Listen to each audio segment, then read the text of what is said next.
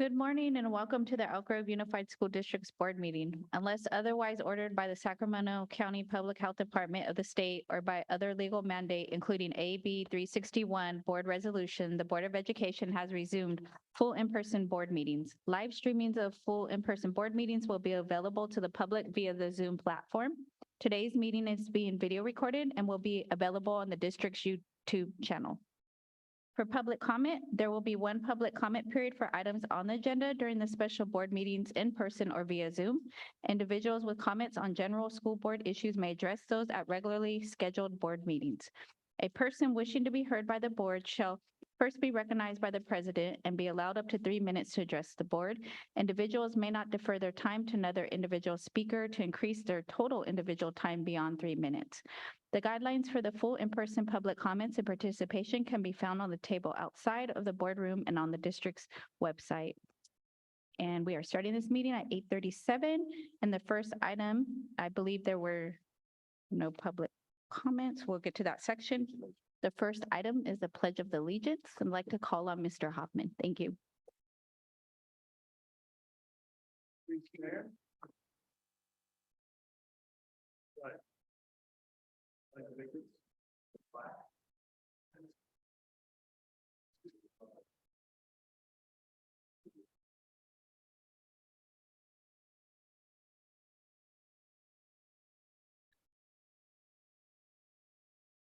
Thank you for leading our pledge. The second item is public comments for items on the agenda. And I believe there are no Zoom public comments for this item. That's correct. That is correct. And then are there any blue cards for items on the agenda? Madam Board President, there's no blue call. I'd like to close the public comments at this time. And then our next item is early childhood education update. I'd like to call on Dr. Graywolf and Dr. Thompson, Tabitha Thompson.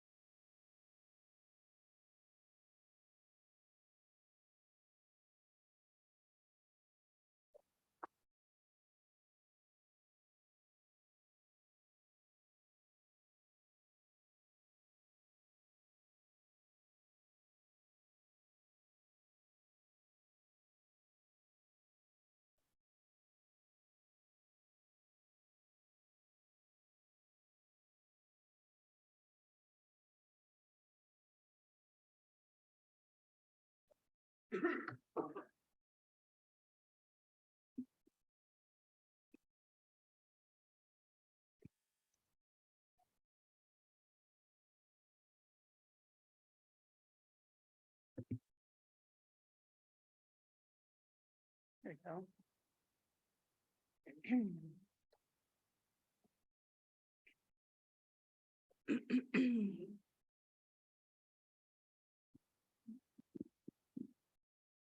Good morning, and sorry for the technical difficulties. We thought we had it on the desktop and so needed to re-sign into Google. So good morning again. I'm Tabitha Thompson, one of the four elementary ed directors. Thanks for having us.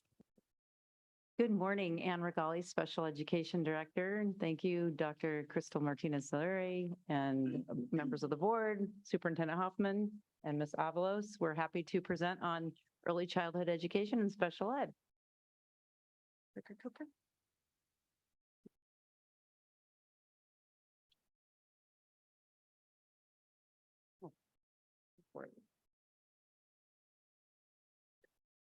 Okay, so this is we'll do this together. Our presentation and our program continues to ensure that we are aligned with the district's strategic goals and educational equity framework as we support our families and students, including our newest goal of targeted supports for our earliest, youngest learners. So again, thanks for the opportunity to be here. Our presentation will follow the format of why, how, and what. And so today we are hoping to present to you a description of why preschool is important, how we are able to offer preschool services, and what we do to provide those high quality services throughout our district.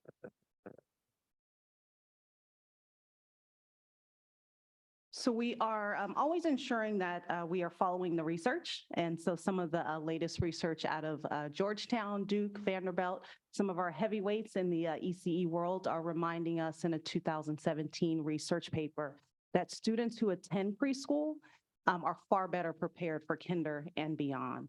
Some other research out of the learning policy, which is in the Bay Area, also reminds us that people who attend preschool are far more productive in school, work, society in general, with higher levels of education and earnings, less involvement in delinquency and crime, and far fewer chronic health problems. So as a district, we'll continue to support those early learning education experiences through collaboration, connections, and community involvement, and we continue to explore and expand the overall successful outcomes of our youngest learners.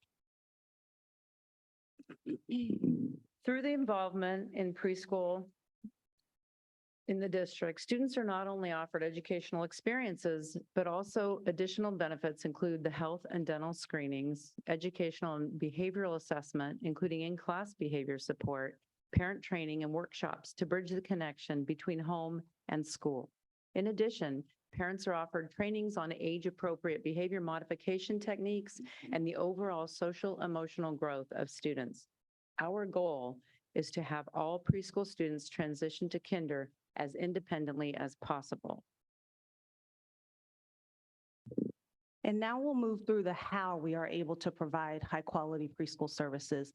Our first funding source is our federally funded programs that provide services to our 3 to 5-year-old students. That is our Head Start program. It is a federal program that provides guidance on income and age in which our parents must qualify. And those guidelines are updated each year, and that information is provided at registration. Our second funding source of how we are able to provide high quality preschool services is our state preschool program, and it's state funded, again, serving 3 and 4-year-olds. Again, parents must qualify through the regulations provided by our CSPP state program, and all of that information is given at registration. And lastly, we utilize Title I funds for our preschool programs. Our students here do not have to have an income qualification, but they must reside within those areas of a Title I school. What do we provide? We are providing high-quality preschool services to ensure that each student is receiving what they need in order to matriculate successfully to kindergarten.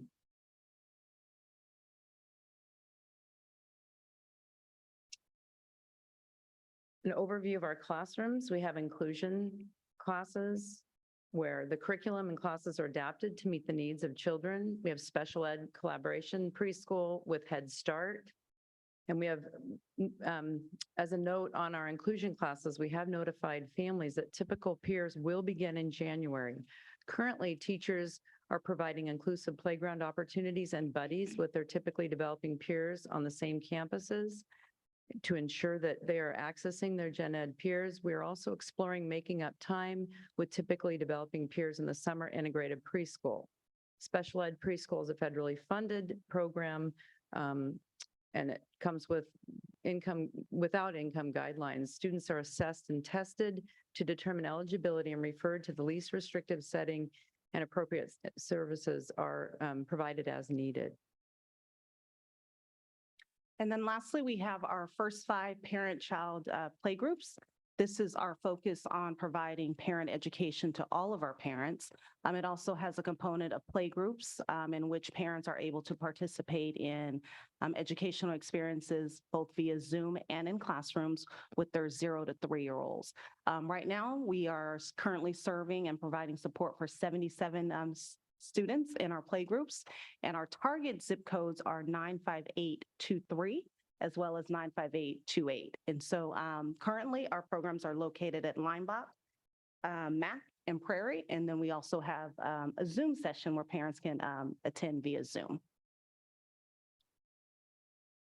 How are we able to provide the preschool services? We have a continuum.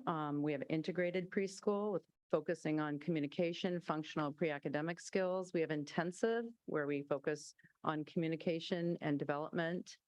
We have highly intensive, where we focus on functional communication, fine motor, gross motor, vocational skills, transitioning from one activity to another, and always social emotional skills, pretend play. The hours run between 9:30 and 2:30. Level 4, we have roughly 10 students in those classes. Level 3, 10 to 12. Level 2, 12. And then our level 1 Head Start is usually 4 to 6 students, and depending on the students who live in the area and attend the Head Start program. Special ed locations are throughout all areas in the district's 9 regions. Excuse me, Ann. Hi. Can you repeat all of what you just said? Of course, yeah. So we have the different levels of service. We have integrative, intensive, and highly intensive, depending on the child's need and the goals and services on the student's IEP. The hours of preschool vary from 9:30 to 2:30, roughly 5 hours. Again, it depends, it's based on the student's need. The ratio of students, or the numbers of students in those programs, are typically level 4, 10 students, level 3, 10 to 12 students, level 2, 12 students, and then level 1, those are the students who attend the Head Start programs. We have about 4 to 6 in each of the Head Start classes receiving inclusion services. And then we do have special ed preschool locations throughout all 9 regions. And then in shortly in our presentation, we'll be addressing staffing and vacancies. So as this chart depicts, we have 16 sites that are being provided Head Start services for our students. There are 11 state-funded sites for throughout the district. There are 7 Title I sites throughout our district, and then our special ed self-contained classrooms are at 18 sites in our district. This particular chart shows where the preschool, general ed preschool, and special ed preschool are located throughout the district. And so these are the first 3 regions. And as you can see, every single school has some sort of program. And so if you can read on the legend, for instance, Miwok has special ed self-contained classrooms. They have Head Start, and then they also have 2 inclusion classrooms.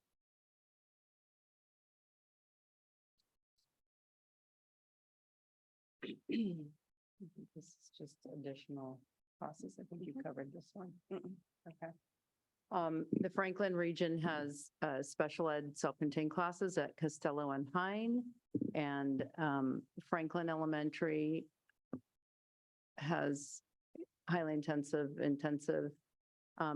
Laguna Creek, you can see, as self-contained, and then the Folks Ranch has self-contained as well as intensive and highly and intensive. And then Monterey Trail region has the full continuum.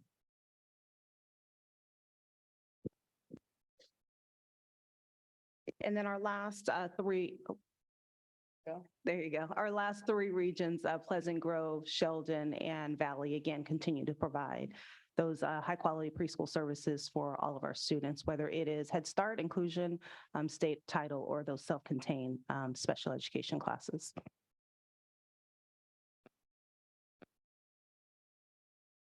So going into how we get our students into those different programs that we just described, our parents are able to complete enrollment packets via email or hard copies.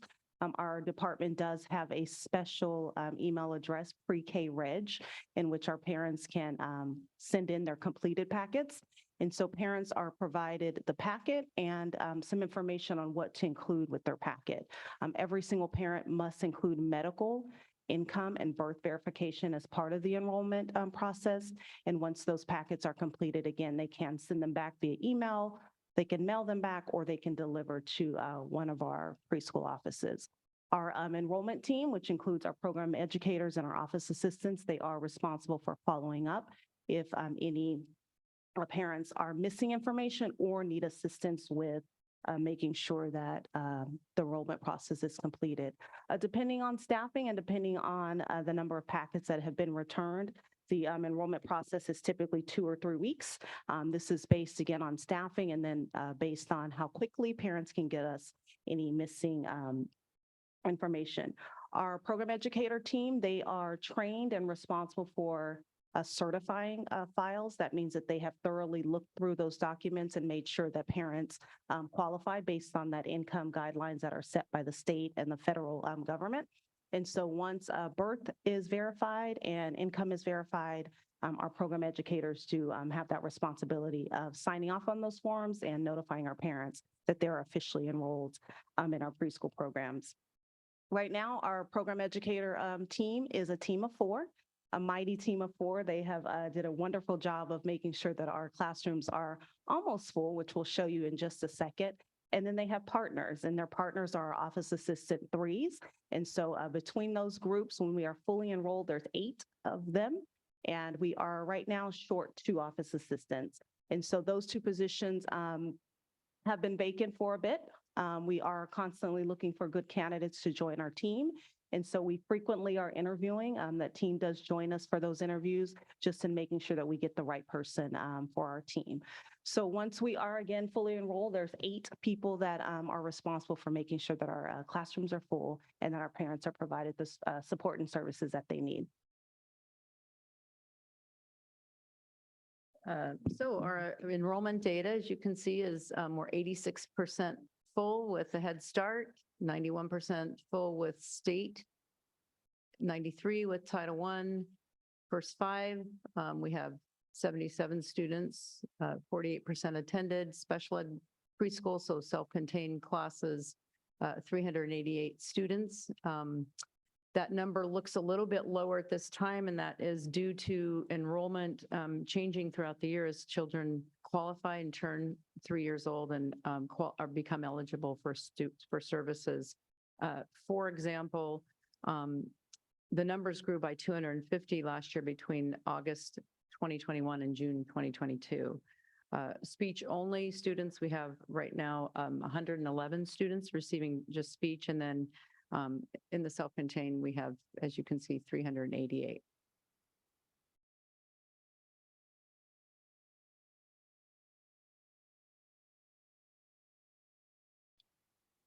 Outreach efforts, I think Dr. Thompson covered a number, but we do have our district web pages. Early Childhood has a web page. We have newsletters. We use talking points. One very effective effort is our transition meetings where students transition from Part C to B, and we provide those services to ensure that they are receiving special ed support in order to, again, matriculate successfully with least restrictive environment into kindergarten. Word of mouth advertising through our Alta Regional and Sac County Office of Ed partners.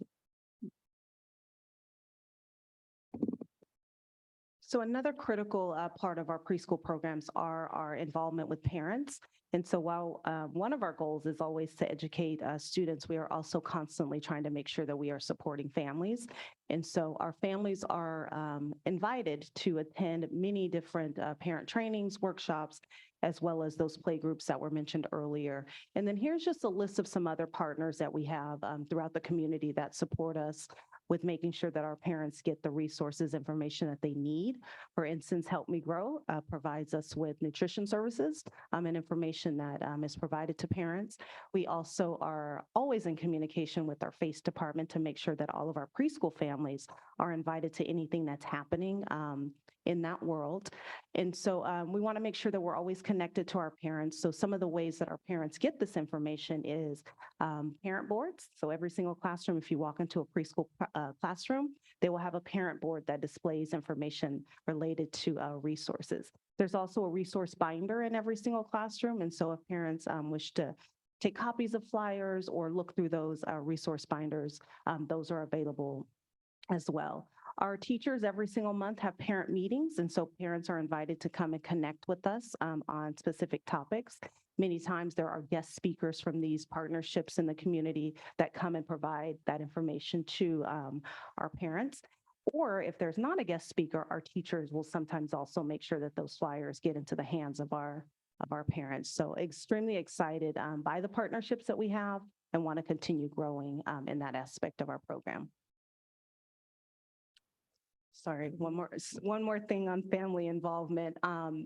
We are charged as part of our responsibility for doing the family partnership process. That is a process where every single parent is asked to identify a goal. That goal can be specific to their child, their own self, their family as a whole. And so we have a paperwork that has to be filled out to document that we have indeed connected with that family, identified a goal, identified the follow-up at least twice a year for that process. And so this is a way that we, again, stay connected to our families to make sure that if there is a need for them, their child, or something that they're just wondering about, that we make sure that we get that information to them. So that's called the family partnership process. That happens for every single family, and our teachers are the ones steering that task. An update on our inclusive education preschool grant. We have utilized these funds to continue to expand our improved facilities to accommodate our preschool students, provide adaptive equipment, and then, of course, provide professional development in order to better serve our students with disabilities. And then on to the superstars that support our preschool students and families. These are the numbers that we are striving toward. When we are fully enrolled and fully staffed, our general ed preschool has 25 teachers. They are either full-time or part-time. If you are full-time, then you support 2 classrooms, an AM session, take a break, and then you'll come back for the PM session. If you are part-time, then you do one or the other. In the special ed world, when fully staffed, there are 43 preschool teachers, and they are all full-time. So in the preschool world, there are 68, again, when fully staffed, teachers that support our preschool students and families. On the other side of the house are paraeducators. There are 39 when we are fully enrolled in general ed preschool. Again, they are full-time or part-time. And in the special ed world, there's 170, both full-time and part-time, or a total of 209 paraeducators. And just anecdotally, since the writing of this particular presentation, I have a number of notes, and so does Dr. Thompson, because we have been recruiting and we add every single additional para to a list because we are really focusing on recruitment efforts and our vacancies. And I'm very proud of the increase in terms of our hiring. I think in terms of the current support, we have 20 non-public agency paras. So it's 20 folks who come to us from Point Quest or Maxim, and then we have 80 district employees. So We definitely have a larger number of district paras right now. And again, those paras are folks who support the programs. They are not listed on IEPs. Any of the specialized academic instruction or supports are provided by credentialed staff, but the paras are an important part of the program and support the credentialed staff.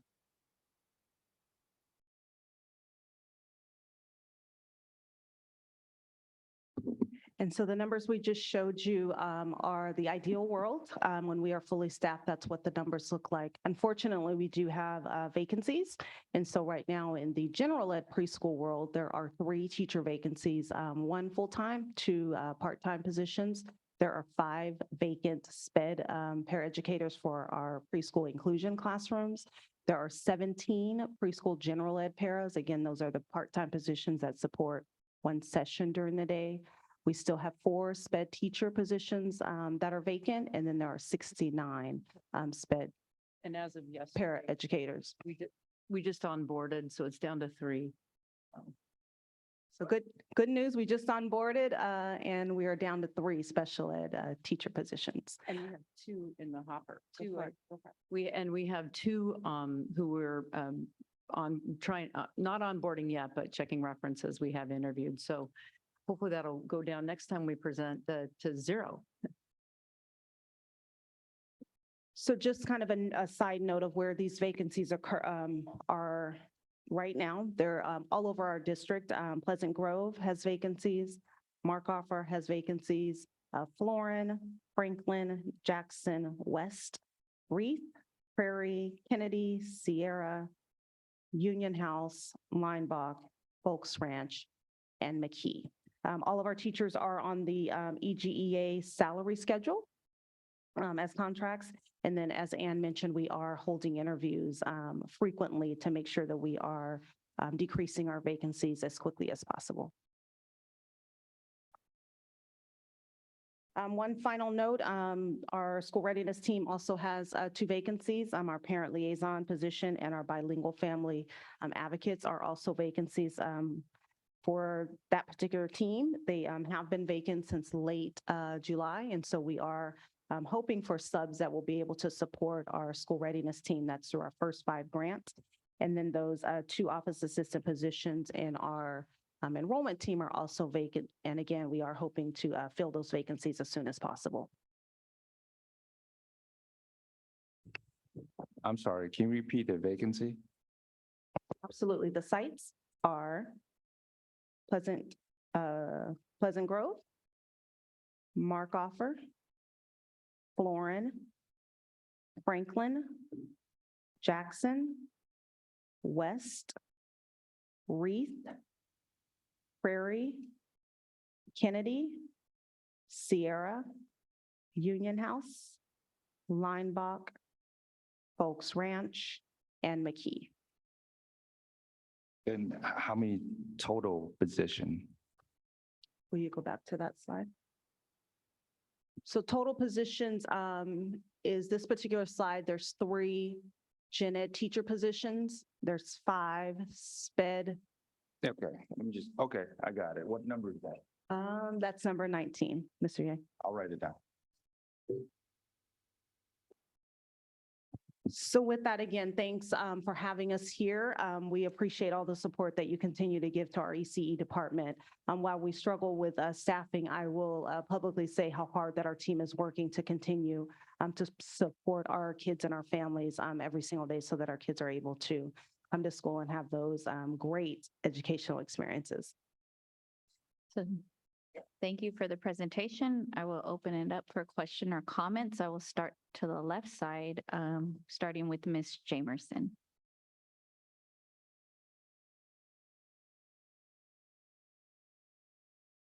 Good morning. Let's see. Thank you so much for your presentation. First and foremost, I really appreciate the time and the effort that goes into presentations. And I know that as a staff preparing those presentations for the board, you're really looking to highlight all the great work of your team and all the staff that make up special ed or whatever department is presenting.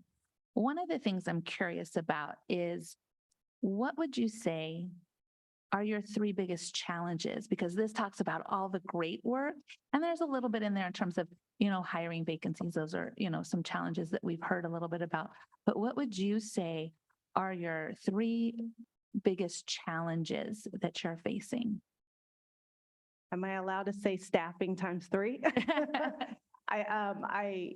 Again, our team does a great job of just making sure that our classrooms are open and supporting, but it's definitely staffing.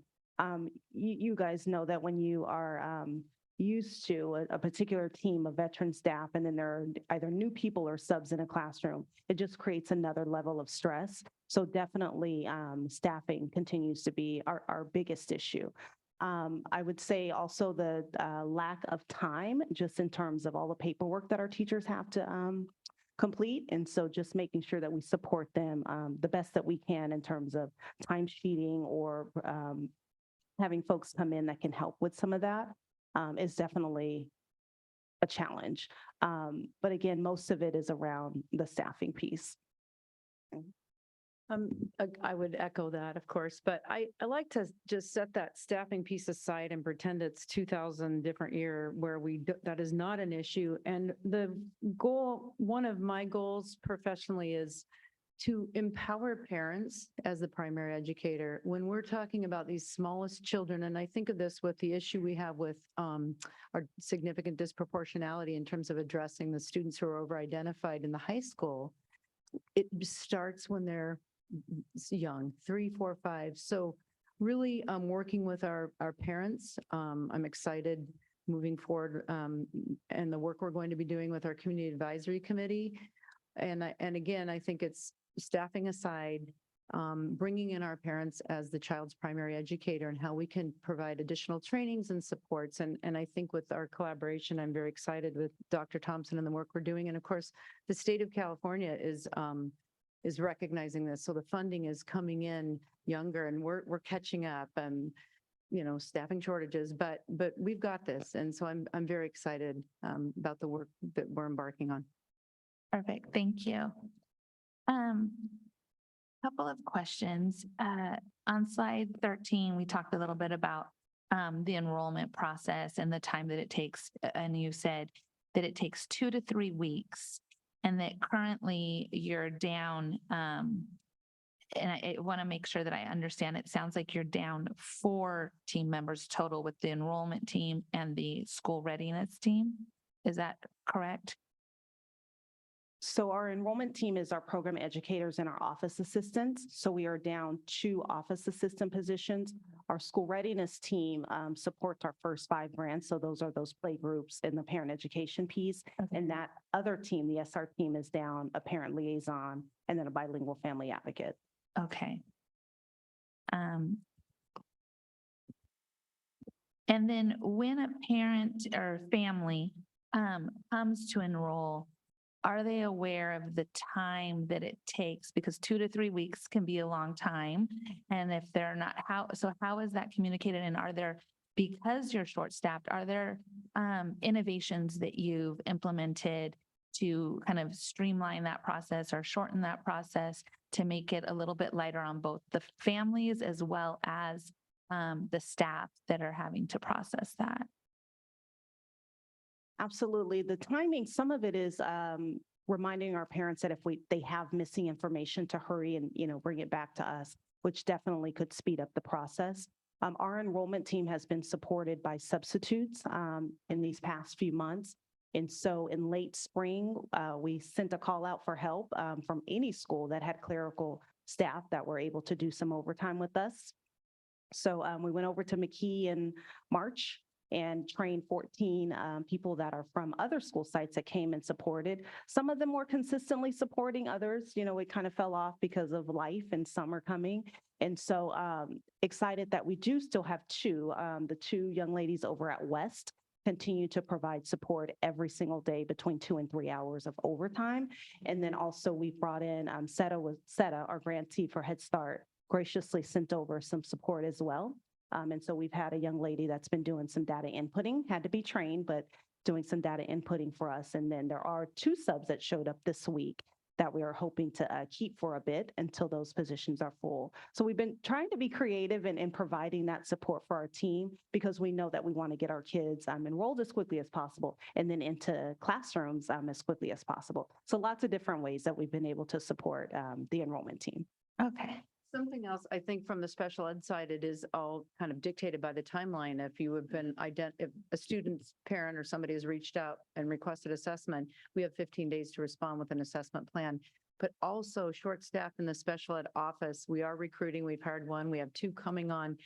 And it's, as from distance learning and people, working remotely, not answering a phone call is not okay. So we've worked on the phone systems, working with technology and all the partners to make sure that if you heard a parent's voice, we are responding.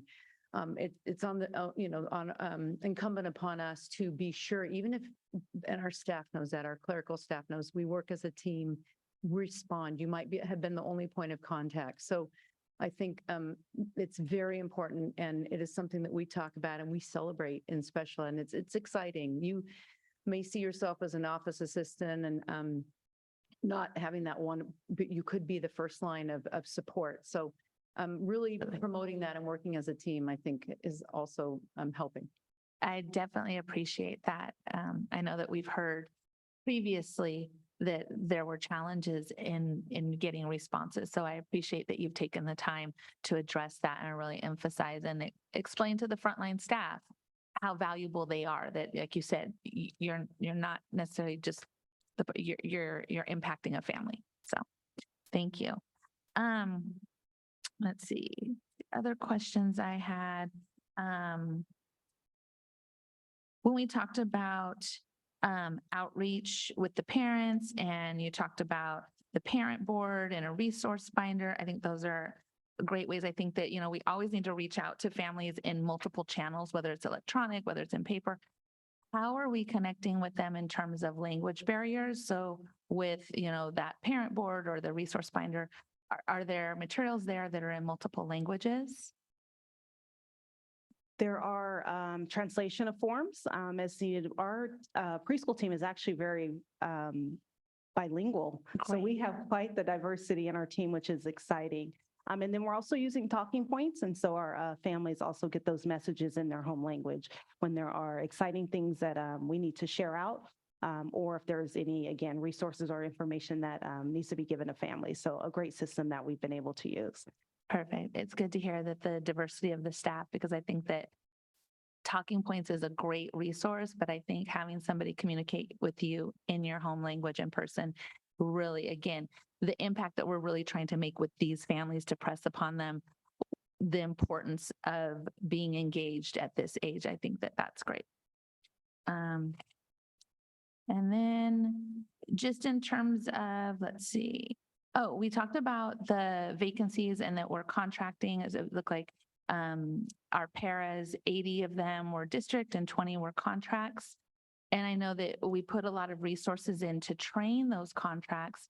Are we also trying to recruit them as well to,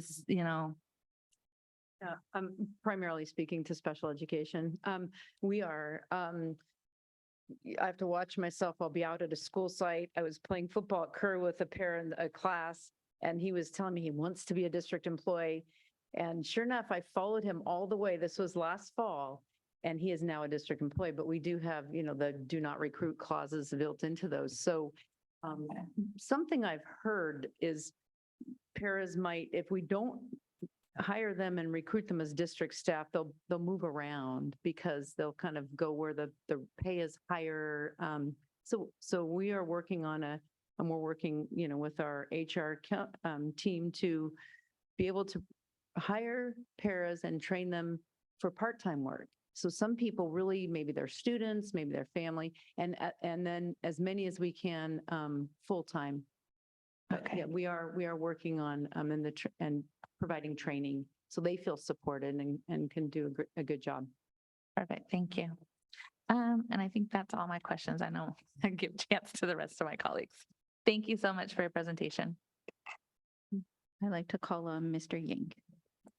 Good morning. First, would like to say thank you to Gina for asking those awesome questions, and thank you for answering those questions. So again, thank you for the presentation. I think this topic is very important. As we all know, early education for kids is very critical, first 5 years. So I know that firsthand because I have 4 kids and 2 of them currently enroll in this Head Start. So thank you so much for that. I think there's a lot of positive to be said about the program itself.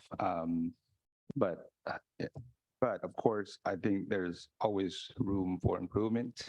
And I think that's why we are providing the reports and getting feedback from the board. So thank you for the opportunity. With that said, I would like to ask some questions. I guess the first question would be regarding communications to all the programs. How do you guys communicate with the parents as far as the programs, as far as the benefits of these programs, so that the parents are fully aware of the benefits that they can take advantage of?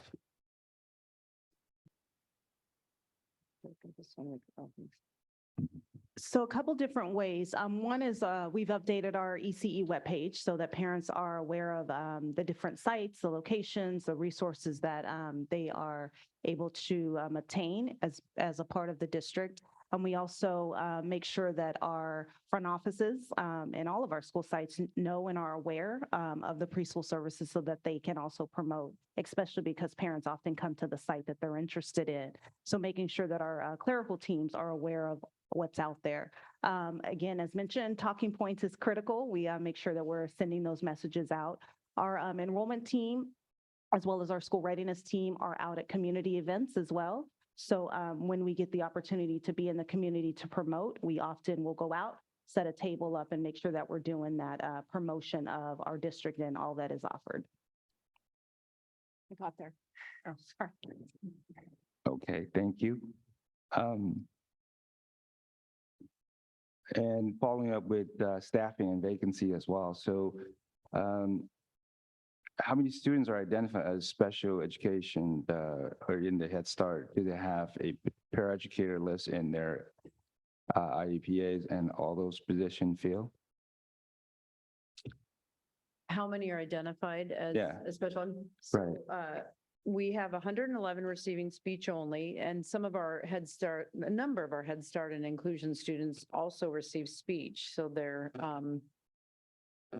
let's see, enrollment data. Just one second. Here we go. That was quick. We have 388 students. And again, I mentioned that we're, we have a affirmative responsibility to find children who might qualify for special education services. So that number will increase between now and the end of the school year. We have, 131 students in our Title I, state 286, and 15 in Head Start. But specifically 388 current students receiving services in our preschool programs. Okay, thank you. And, just for clarification, because I have kids who attended early start, I know some of the answer to these questions, but some of these questions are important for the public to hear and my colleagues to hear as well from my point of view. So follow up with another question. How many days, hours per week do students attend school for each program? Do teacher provide some home visits when students are not in school, and how often?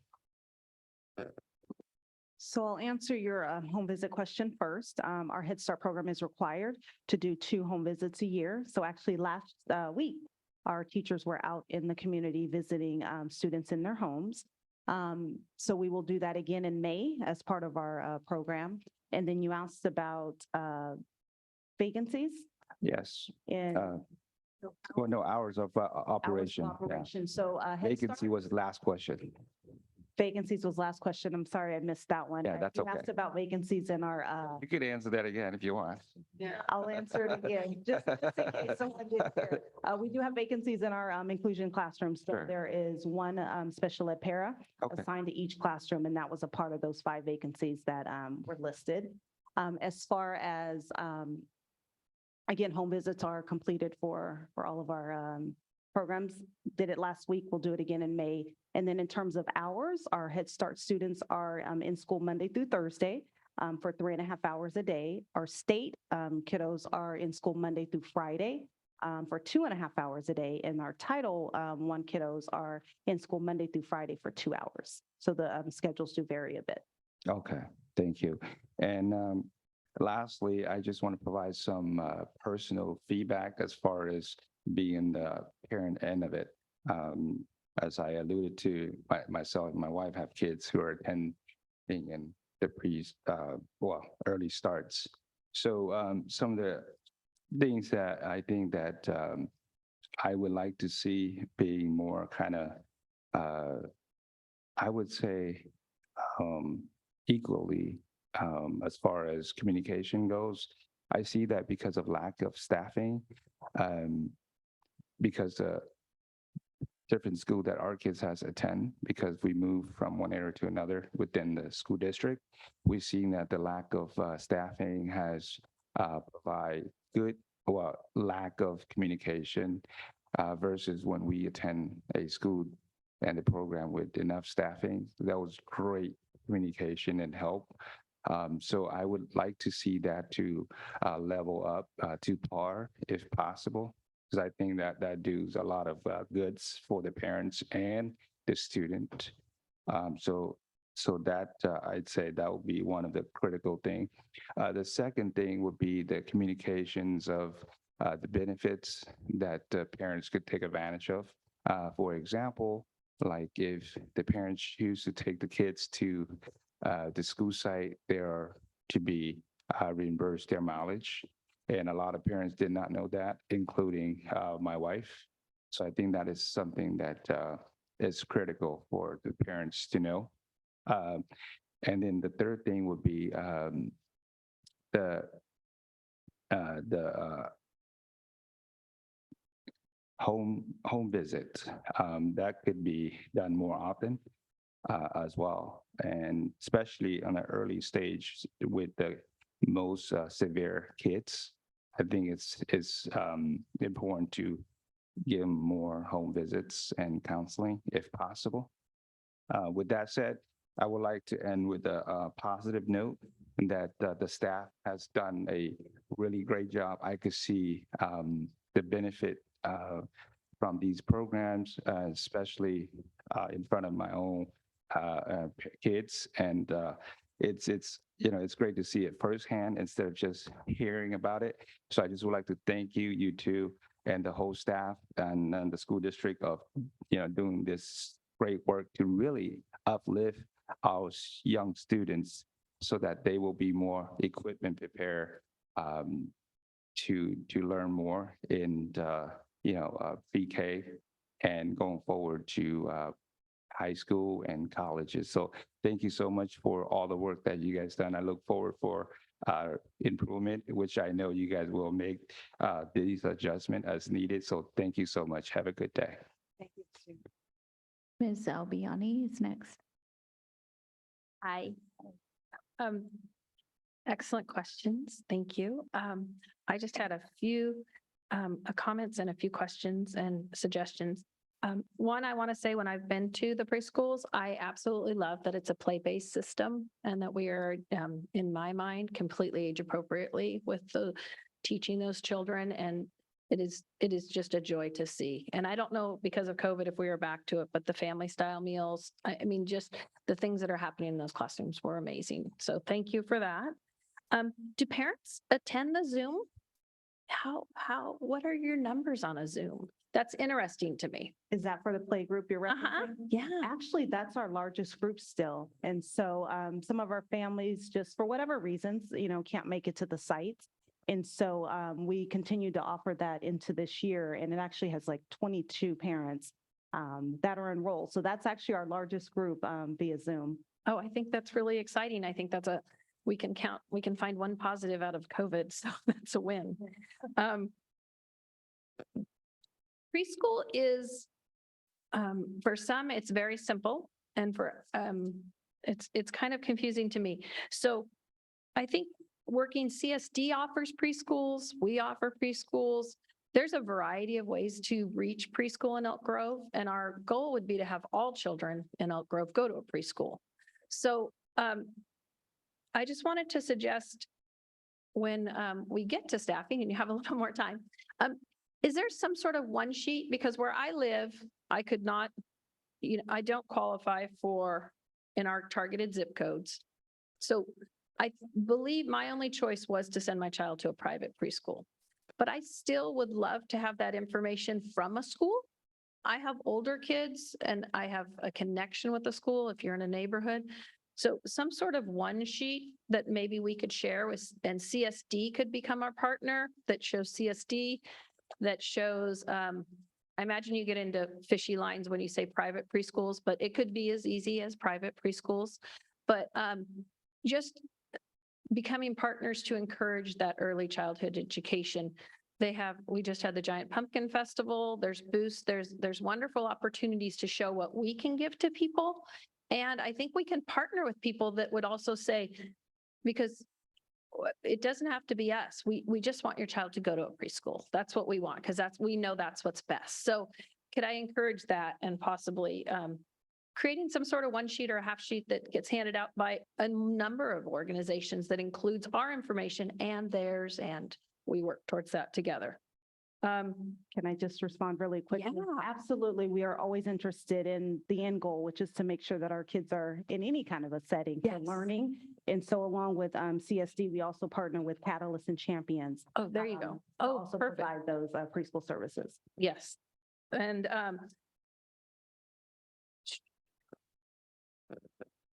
when we say 388 students, does that include our PALS program? Is that our PALS program, basically? Yes, okay, okay. I just want to make that clear because that has a different name lots of times, and understanding that's the same thing. And then my last thing that I want to say, do you know the PALS program, the intensive preschool program where they're in small groups and they get a lot of rewards? It tends to be children on the spectrum. We have them. Oh, It's district funded. There are district programs, and we're transitioning to level 1, 2, and 3 because some of the supports and services that we have provided for students who are on the autism spectrum, which Ms. Albani was speaking of, benefit from, even if they have a speech and language only, but they're not on the spectrum, they could benefit from those same visual schedules, additional prompting, those same supports and services. So there are integrative, there are highly intensive programs that we have referred to as PALS that the district provides in order to support all students. Well, it was PALS. It's yeah, and it's the acquisition of social skills, and it is for students primarily who are on the spectrum. And what it does is it provides the programs provide visual schedules and a lot of social skills groups, so that students who are on the spectrum can learn those skills at the earliest ages. And then when they matriculate into kindergarten, they're better prepared to be among their in a gen ed classroom. Can I ask a question now? Okay, If we can let her finish, and then we'll move on to the next questions. I just have one last thing to say. I think your job is so important because you are the first time that so many people touch EGUSD. You guys are a gateway into our system. And by showing you care and you love their students, you can change a parent's negativity coming in based on their past experiences. And we are saying, you will have a different experience with us. We care about your child. We want your child to succeed. And I think talking about training your frontline staff, your phone, those people need to know that they have such an important role in what they're doing for us because they are introducing their children to they are bringing those children to us who we will care and teach. And I just can't, when you are a newcomer to our country, you are introducing them to our education system that says we want to be your partner. You are an important part. When you are someone who had a bad experience, you are saying we can have a different experience. There's just so much opportunity and positivity that can happen there. And there can also be a confirmation of a negativity. And so we just have to keep working and knowing that that's our opportunity and you guys are a huge gateway. So I appreciate the work you do. Next, I'd like to call on Mr. Fursina. Thank you. I have a number of questions and I appreciate the fact I had submitted them to the superintendent. I appreciate the fact that in the report it's been revised in that you addressed a lot of those points. And that being said, Can you maybe go closer to the mic? Sorry. Sure. It's hard to hear. That being said, I still would like to go over some of those items and also based on some of the responses that I heard. Let's start with slide 4. Slide 4 talks about the importance of preschool, and I think that those of us who certainly have experience in that world are aware of those that particular research with respect to the benefits of preschool programs for children. But what does the research say about parents and the importance of their involvement? I don't have any specific research to give you, but I do know that much of it says how important they are, that they are absolute partners with teaching staff to make sure that the learning experience doesn't just include that academic piece, but the social emotional piece of it, that our parents need to be partners with us in order for their kids to be successful in not just preschool, but beyond. So lots of research out there that talks about just the importance of parent involvement and parents partnering with teaching teams. Yeah. I was happy to hear Anne indicate that of the importance to empower parents, and I was going to ask this question later on with respect to parents. As much as educational opportunities for children are important, as Ms. Albiani just said, the fact that we're able to engage with parents and provide positive experiences, that's important. But what is really critical, as you know, is that parents learn how to help their children develop and learn how to be a part of their child's education as they move through the entire system. Two things become real important then.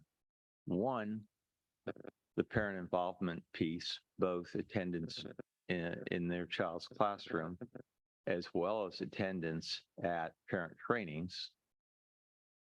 And the other is what they learn from home visits.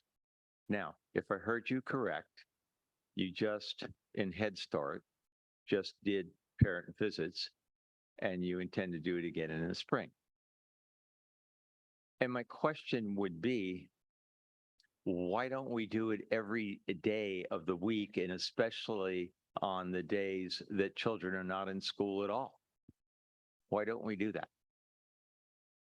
Lots of it has to do with the schedule for teachers. And so if teachers are full-time, they're supporting that AM session they take their own break and then they have to come back for that PM session. And so their contracted hours are set at the 7.5.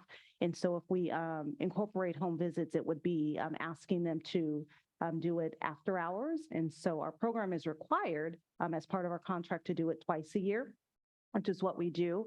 That isn't to say that if a parent requested an additional home visit or needed something from our teaching teams that they wouldn't go out and do an additional home visit. But much of it is just around their contracted hours.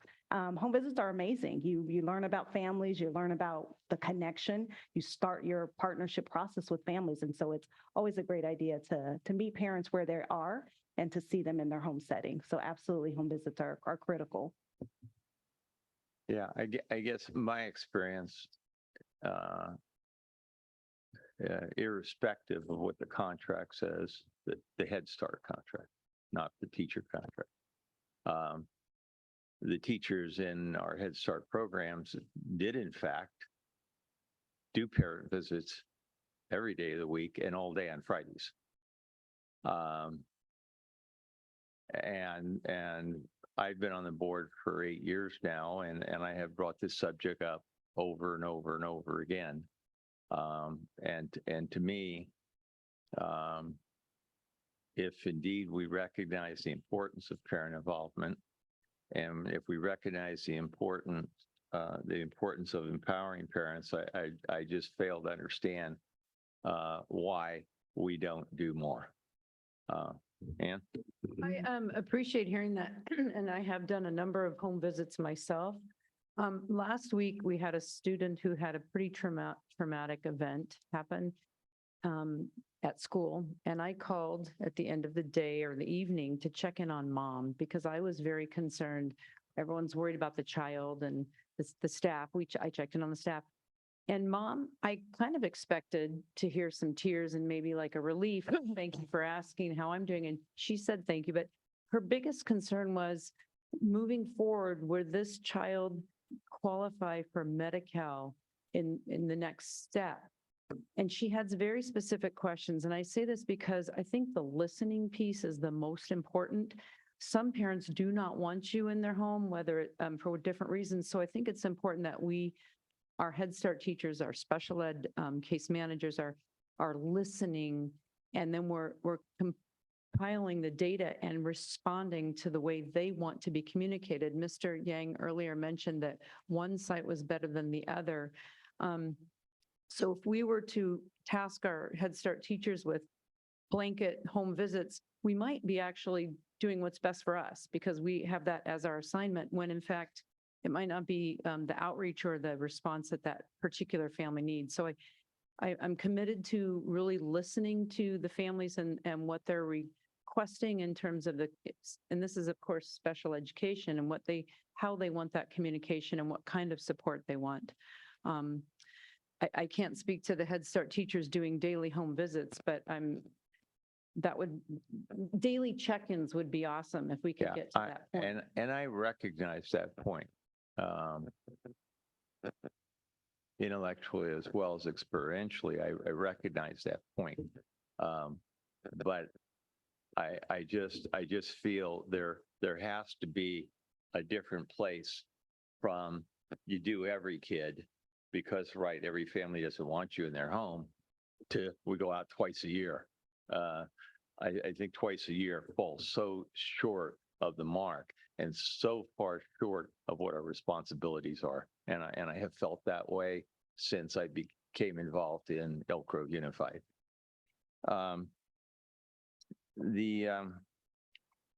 Let's see, I have so many notes based on what my colleagues answered in comparison to what I had put down.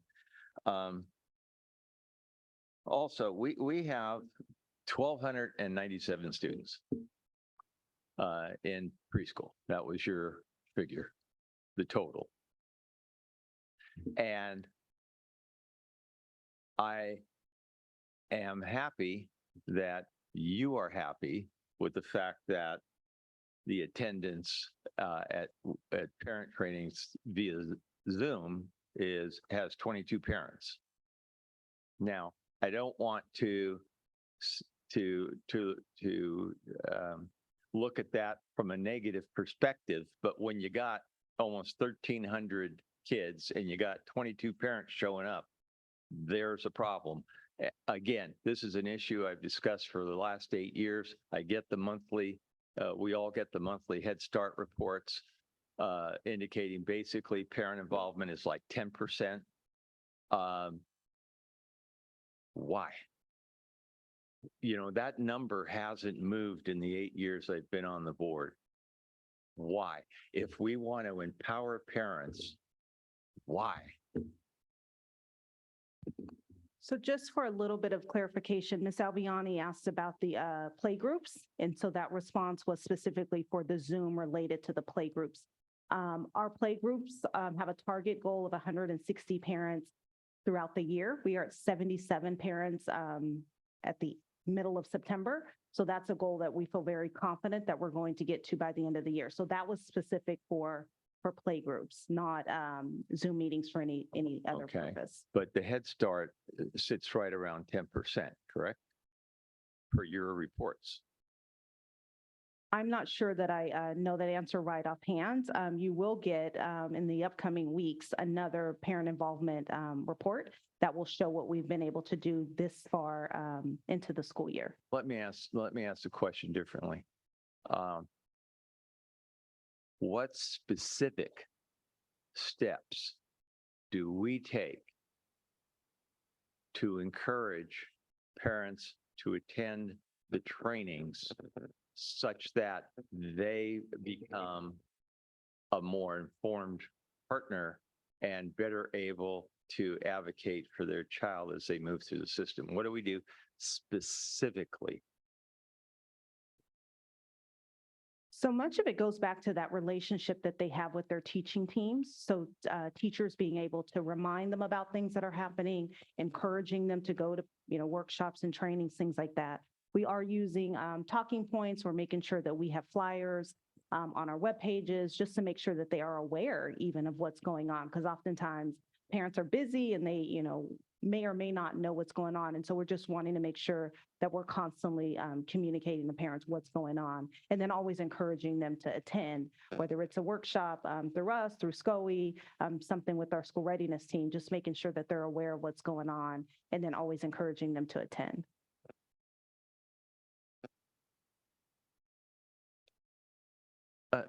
Yeah. Do we provide babysitting, food? What supports do we provide to get them there? And have we changed how we're doing that since you've joined us, Dr. Thompson? So we do provide food. We know that that's sometimes an avenue to get parents where we want them to be in terms of parent trainings and workshops. We provide childcare. So if they have their child maybe in little ones that would be a barrier to the coming, staff will provide that support as well. Okay. And how many, with respect to First Five, how many play groups do we have functioning today? Playgroups functions via Zoom, the one that I mentioned, and then Just total, just they're also play groups at schools. right. They're also at Linebach, Mack, and Prairie. Right. Now, we had one at Kennedy, correct? In previous years, they have been held at Kennedy, and they are now being held at the other 3 locations. And are we going to be having play group at Miwok Village? I'm not sure about that one yet. Okay.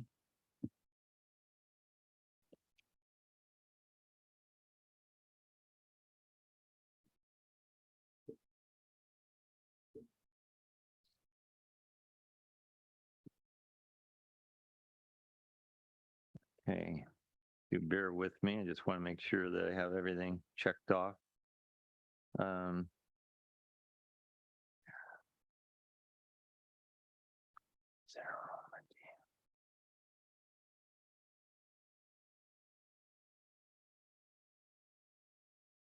The program educators that we have on the enrollment team, are they certificated or classified?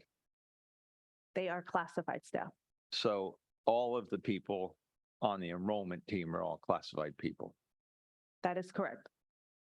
And on the school readiness, are those people also all classified? All classified except there is an instructional coach that supports that team And that and one's they are certificated. certificated, correct. So the majority are classified.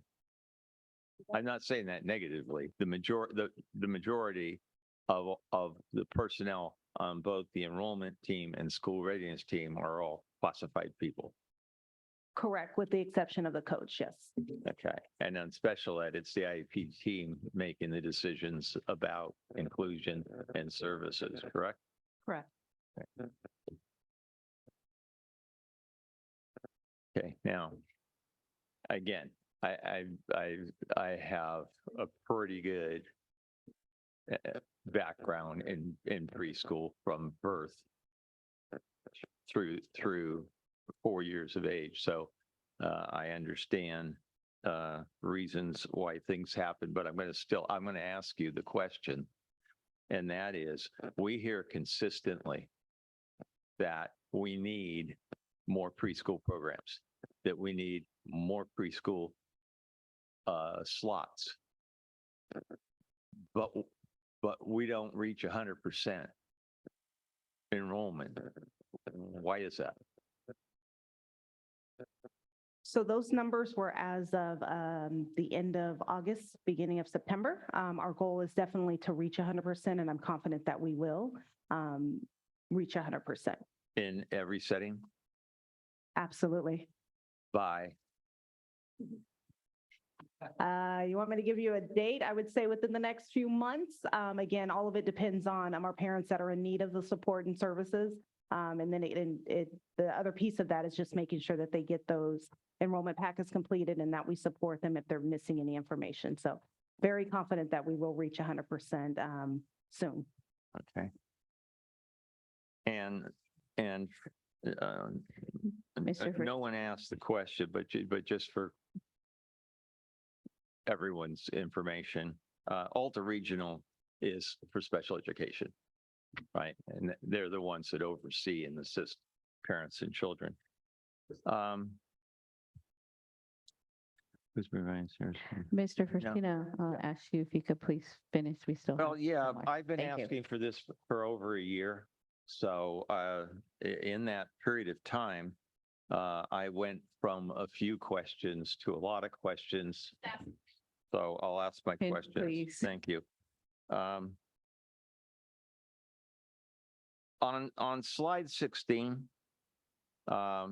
you have a pretty thorough list of the resources that we have for families. Okay. And I have a couple questions around that. Number one, how often are we, and when I say we, doesn't matter who that is, the school readiness team, enrollment team, teacher in the classroom, how often are we making contact with those agencies in order to ensure that they have the information that they need with respect to our families such that they can indeed provide resource? So some of this goes back to that family partnership process that I mentioned where families are identifying goals.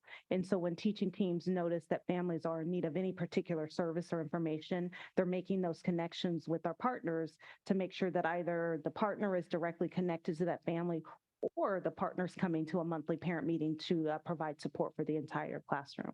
So we are in regular communication with our partners because they are our partners that are able to provide some really valuable resources to our families. And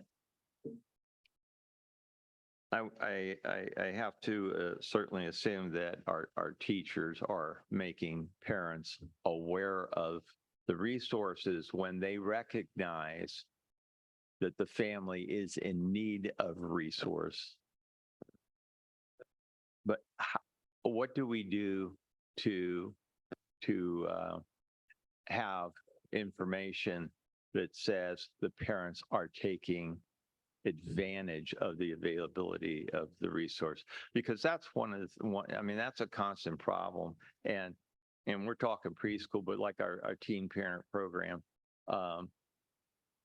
we work in partnership with so many resources, but the teens don't necessarily take advantage of those resources. That becomes the same thing with our parents here. So how do we check in to make sure that if we believe that a family needs to be involved with the various resources, that indeed they're doing that?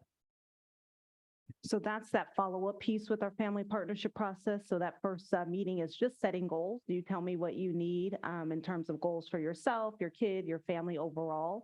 And then we are responsible for making sure that we have at least 2 follow-ups. And so because our teachers see parents every single day as they are interacting in the drop-off and pickup timeframes, there's also a specific meeting where I meet with you as a teacher and ask you, how are you doing on those goals? Do you need any additional resources? Are there any questions?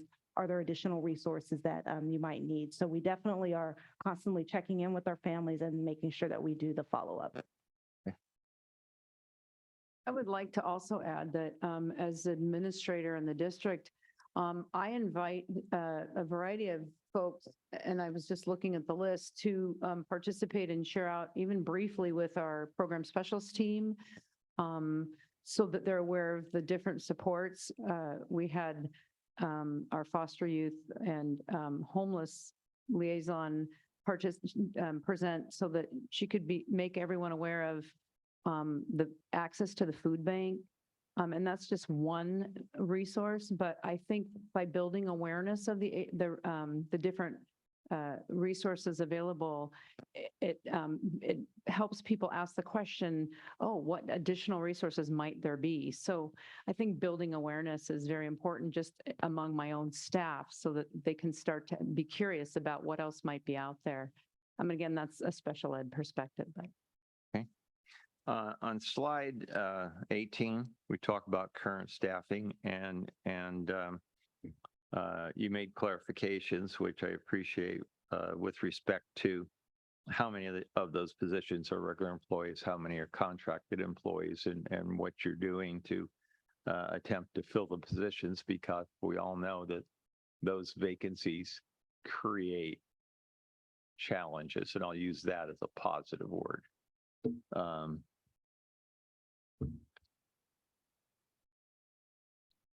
Would it be reasonable to say that the biggest barrier is pay?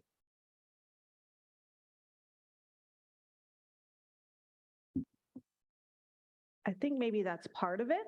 Yeah, I mean, there's a number of different reasons why I think staffing just isn't readily available right now. But yes, pay may be a part of that.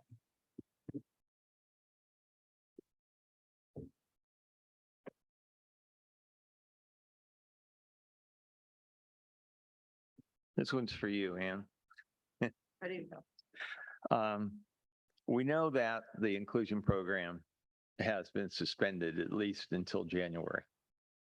Now, that January date, I believe, is predicated on the fact that we indeed have the staff available to have the program instituted again.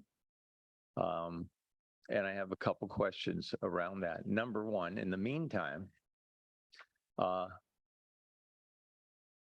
you indicated that we are maintaining play opportunities for inclusion, but that's not educational experiences within the classroom, and that's not happening because there's not the paras, correct? The inclusion, the practices of play, so I was mentioning recess or out the playground or buddy systems. Those are all led by ed specialists. So as far as specialized academic instruction, they're working on the goals that are in their IEPs during those inclusive opportunities. in terms of peer play, responding appropriately, requesting needs. Yeah. Maybe could you clarify your Yeah, question? I am. Thanks. S- I would not expect you to know what's in every child's IEP. Sure. But I'm sure you have an overall sense, the way in which the IEPs are written and the agreements that have been made between the team and the parent. Given that we have suspended inclusion in general ed, are we in danger of it, when I say include in terms of in terms of the rate of the regular preschool opportunities, are we in danger of being in noncompliance with some of the IEPs? So many students are in the gen ed setting receiving supports and services through their IEP. Some students who are in self-contained classes, the IEP was written that they will have opportunity for typically developing peers to attend their programs.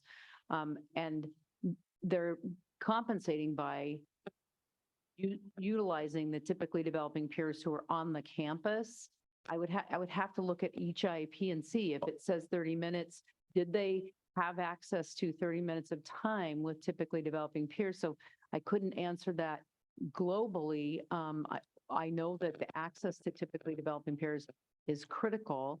And we created this program so that students could push in kind of a reverse inclusion, and it gave those students an opportunity, maybe someone's children who wouldn't otherwise qualify to attend Right. preschool to attend. And the parents of the students with the IP count on that. They were excited about the fact that that child would have that access. So as far as are we out of compliance, it would be a case by case with an IEP. Yeah. Okay. Yeah, and the reason why, one of the reasons why I brought that up, and I certainly just discussed this with Chris, in terms of the communication that went out, and I understand now mistakenly went to the parents of general education, not to the parents of special education. As I heard from people, the message is there's no program right now, nothing's happening. That's what you garner from that. Sure. Communication. Everything's been put on hold, and you've clarified that's not the case, and it's important with our communications that they indeed communicate the message we want to communicate, and so that's good. I'm almost done, Crystal. Okay. I'll wait.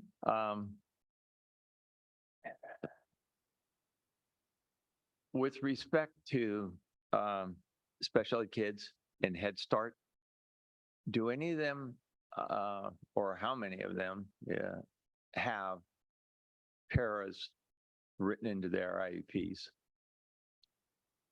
With respect to students who are in special ed, who have an IEP, in preschool, they do not have paras written into their IEPs as much as the programs have para support. If a particular child has a need to have a para assigned, say a student with a medical need or something, then that would be something written into their IEP. But generally, it's just the support is available program. for all the students, not specific individual kids on a general Not basis. specifically Yeah. for students who are in special education. Okay, that's good.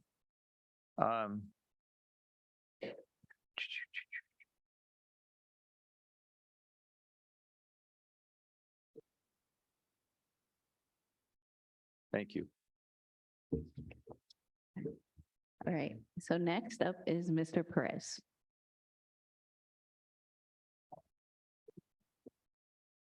Very good questions, fellow board members, and very good presentation on your behalf. Okay. First of all, I'm a big supporter of universal health, big supporter of universal preschool.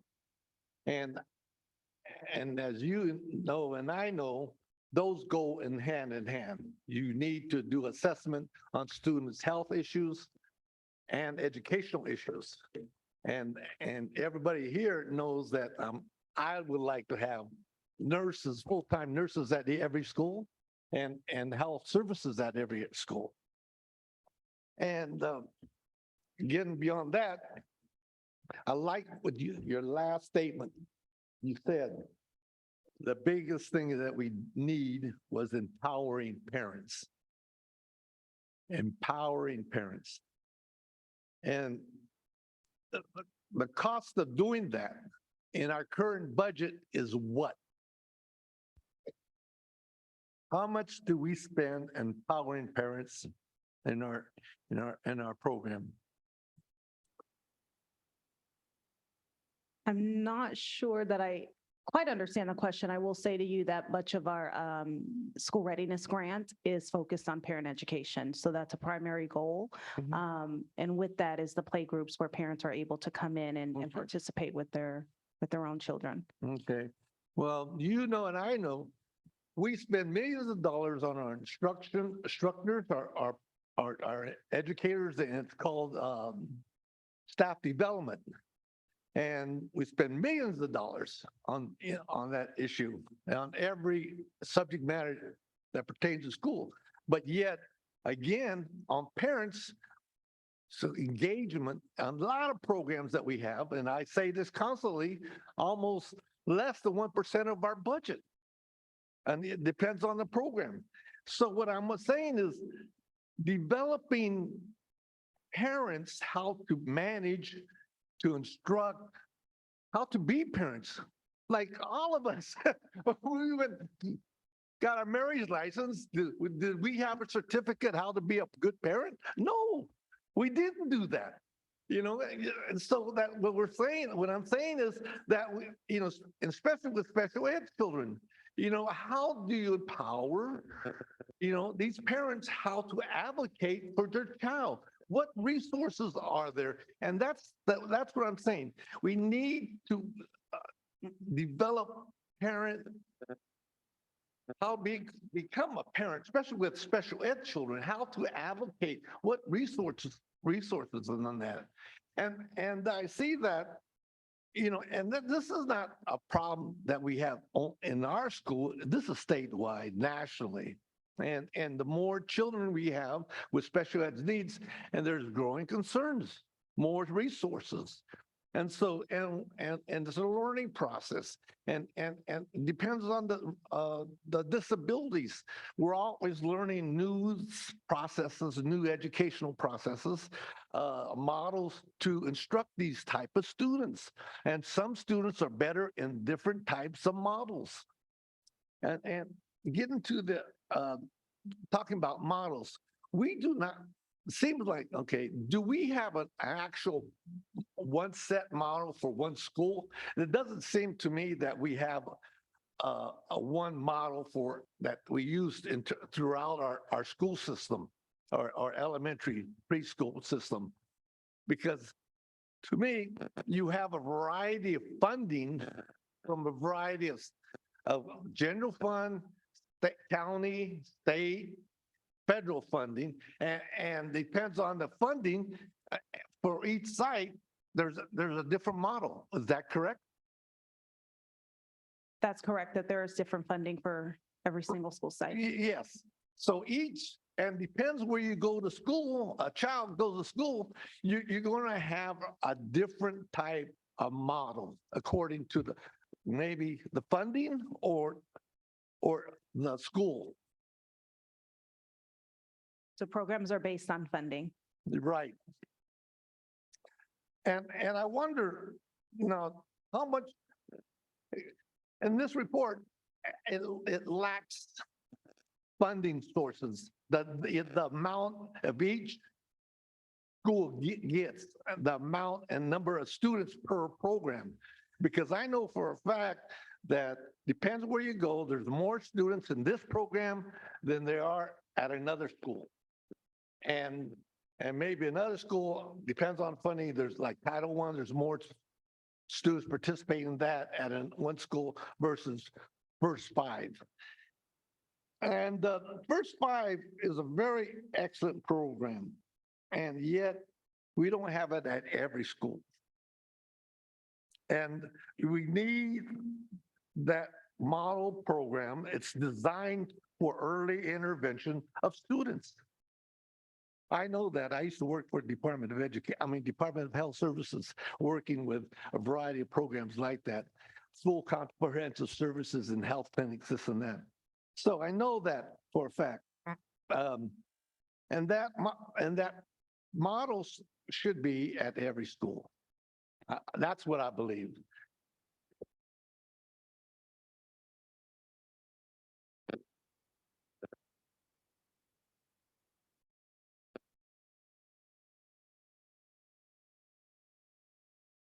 I think there is a undercount of our students. Is that so? Do you think that? Unmet need? Sorry, I don't have any information about any undercounting. Okay.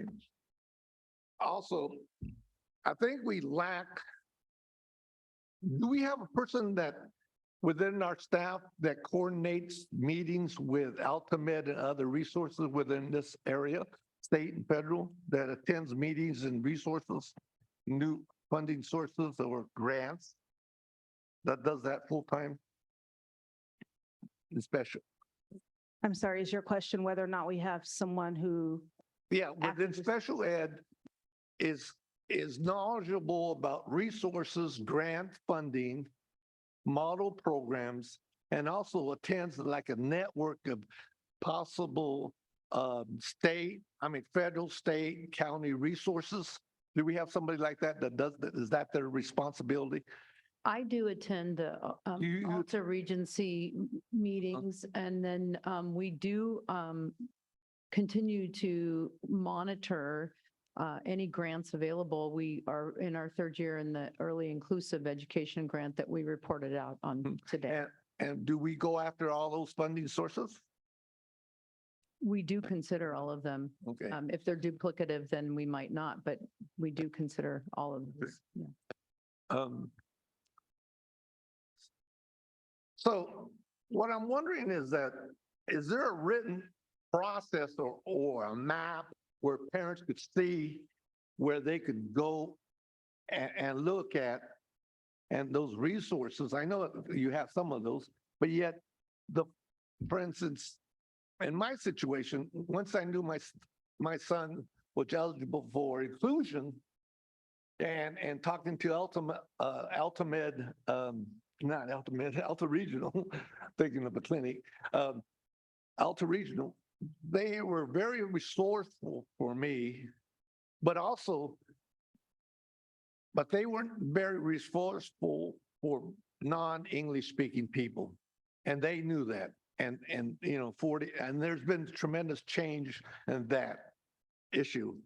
So that we need to continue to have bilingual, bicultural individuals in this setting. Parents will feel more comfortable speaking in their native language, dealing with their child, and getting these type of targeted groups, parent groups together.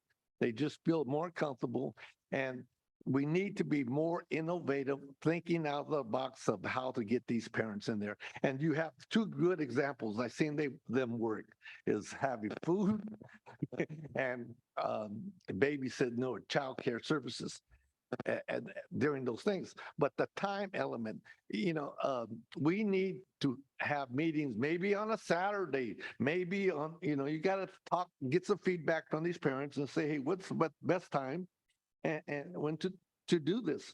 And small groups is best because people are very,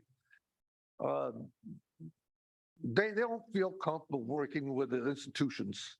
They're leery, especially Latinos. They're leery of the immigration, number one. They're leery of what they hear and heard through past administrations about participating in these type of programs, that they might be non-eligible for citizenship, blah, blah, blah.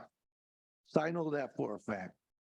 So once you have developed that trust within those communities, and I've seen it very well in some schools like in Kennedy. That's a very good example. You have outreach in that area, very good, and and that community has, oh no, Mac, I'm talking about Mac Elementary. And elementary, I mean, Kennedy too, but Mac certainly has a very good program over there doing outreach in the community and trust because they have developed that trust within that community. So do we have bilingual pay for our staff who do speak other language other than English? Do they get a stipend for doing that? Because I know the state of California gives you a stipend if you use another language other than English, percentage of your time. So I think we need to consider bilingual pay in our district. I mentioned that in other programs, but yet in this particular program, it's very important. I like to see the Parent Advisory Committee notes and agendas. Give us an update on that, on our BC. Zoom meetings. How much of IT have you used? Okay, you mentioned Zoom, but other IT approaches to use on our special ed students. Have we innovative or brought new devices within in the process of doing instructions? We're back in person. Yeah. Yeah. I think, what I see in the classroom is it's there, but I think it's, again, more staff, teacher training and using the latest technologies. I think we need that. And actually, using those big those boards, talking boards, whatever, those are excellent. How much of our program delivery of services contracted out? Do we do any contracting out other than that one position? In special education, we do contract out some services with non-public agency partners. How much is that, dollar wise? I What don't- positions? Because Yeah. it's my understanding, we contract evaluations and assessments. Do we do that still? We typically do those ourselves, unless the parent requests an outside provider, Uh-huh. which is provided for in the procedural safeguards. We have a percentage of staff paras that we use through non-public agencies because we have had staffing shortages.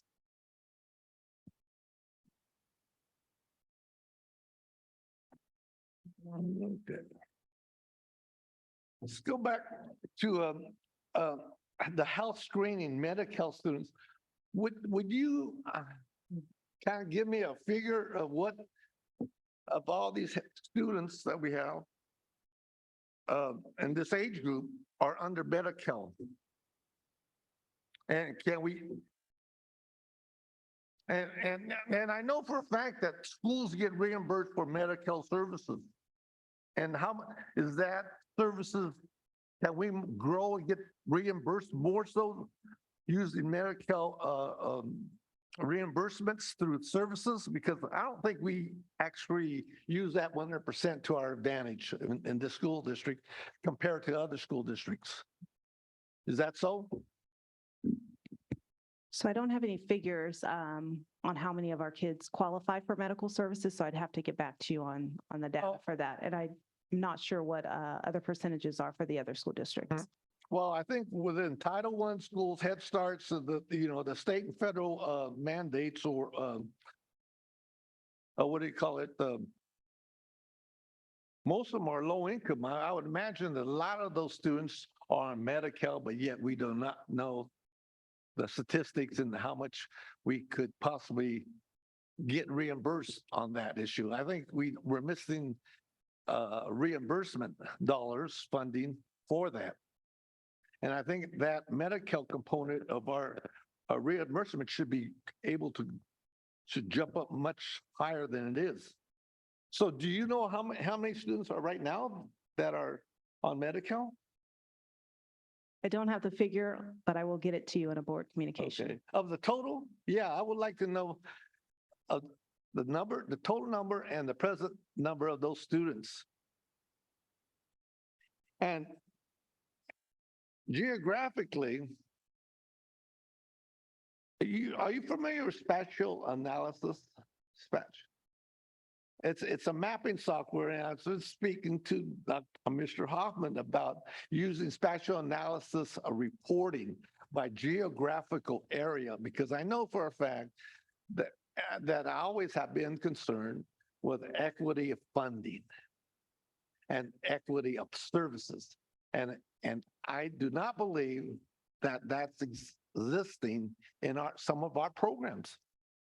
And me as a board member would like to see those data sets, visually by spatial analysis. We have Mr. Robert Pierce in his facility development has the program. It's called ArcView ESRI.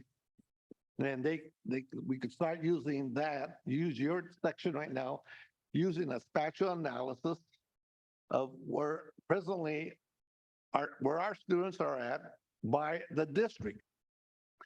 And I would like to see a report by school, how much money do they receive by these programs like you did on page, oh shoot, I can't.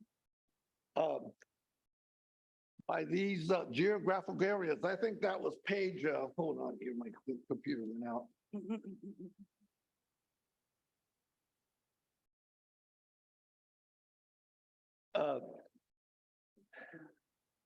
So some of the information that you're alluding to, Mr. Perez, is in LCAP too by site when you're talking.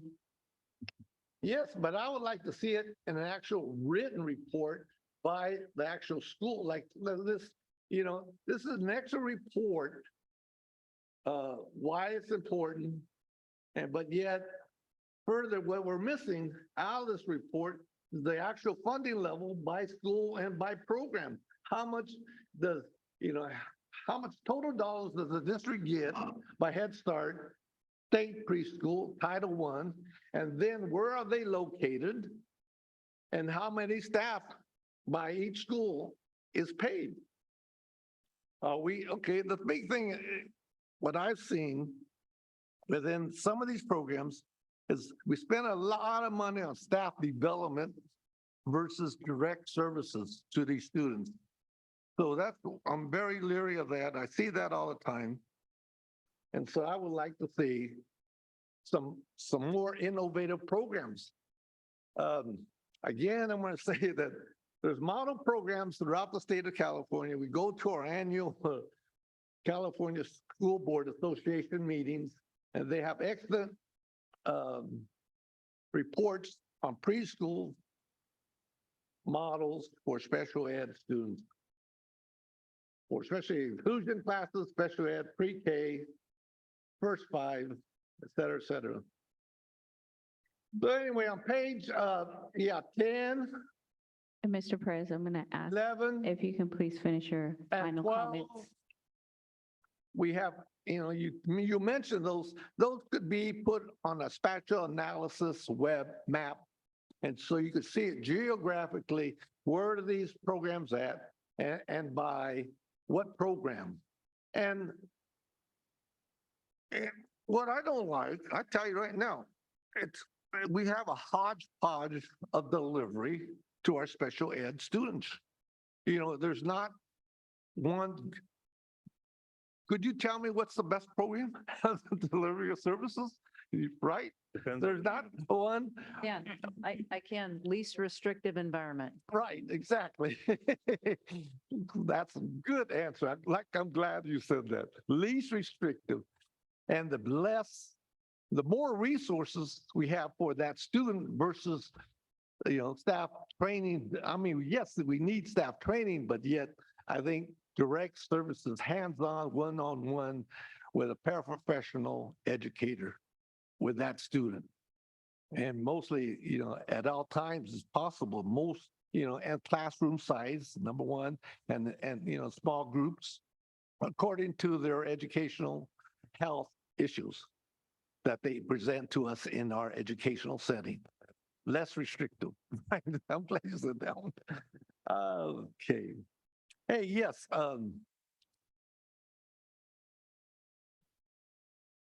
okay, that's paid. Those geographical areas, visually, you can see that on a map. And what school gets what and what school doesn't get what. That's what you do with a spatial analysis within the educational setting. You mentioned that Head Start had 16 sites, state CSPP 11 sites, Title I. So you could do a map for each particular service delivery funding sources. And then over that, in conclusion, you could have the last map of all the funding sources, what schools get, 4 or 5 different types of funding. Let me ask you, is there an elementary school that gets all these fundings?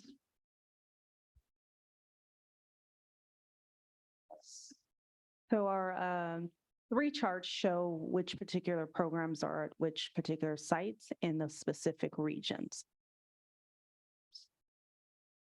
Right. I'm wondering, for instance, do we have one elementary school gets Head Starts, CSPP, Title I, and SPED?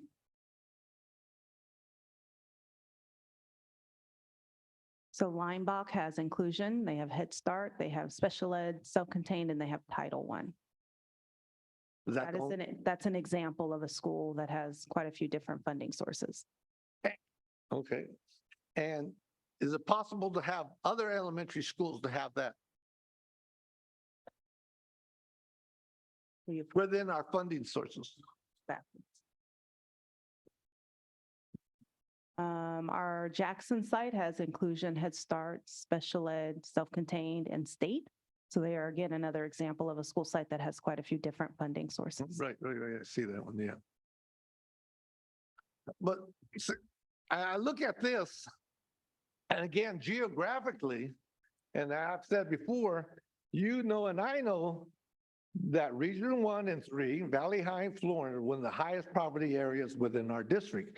And why isn't that they don't have all these elementary schools have 5 of these programs of funding? Or You go back to. because you don't have to answer that. It's just recently that some of our schools are being identified as Title I schools, but a long time ago, I think they should have been Title I schools.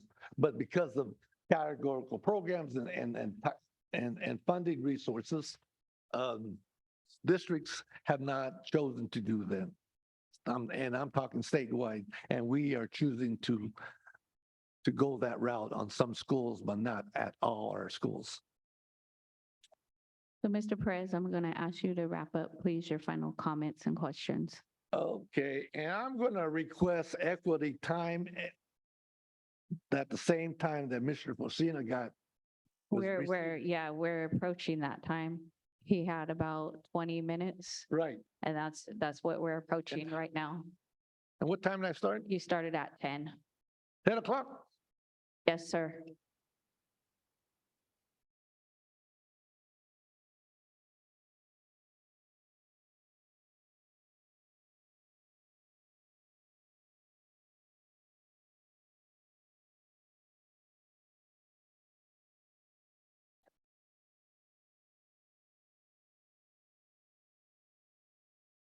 You mentioned we had bilingual, page 16, bilingual resources, but how many of our staff are bilingual certified? So our programs do use bilingual family advocates. We also have a number of staff that are bilingual. And they've been certified by district that they are bilingual, competent to provide services or linguistic services? So our bilingual family advocates, yes, they are part of our program. They support our families and speak a number of different languages. Okay. And of all those vacant positions on page 18 or total staff in general and special ed, how many of those special ed in general ed have a special ed credential? Do all 25 have special ed credentialing? Are you asking if our, Or emergency service credentials? On page 18. are you asking if all of our special ed teachers are credentialed? Yes, in the field of special ed. Yes. And like, for instance, the teacher current staffing, we have general education. You mentioned we have 25 teachers, full-time, part-time. And I was wondering how many of those 25 are full-time and how many of those are part-time and how many of those are have all these individuals in this setting have special ed credentials. Not the general ed teachers. The general ed teachers for our preschool programs have a multi-subject credential as well as an ECE permit. So they are fully qualified teachers. In the special ed realm, all of our special ed teachers are credentialed. Okay, good, very good.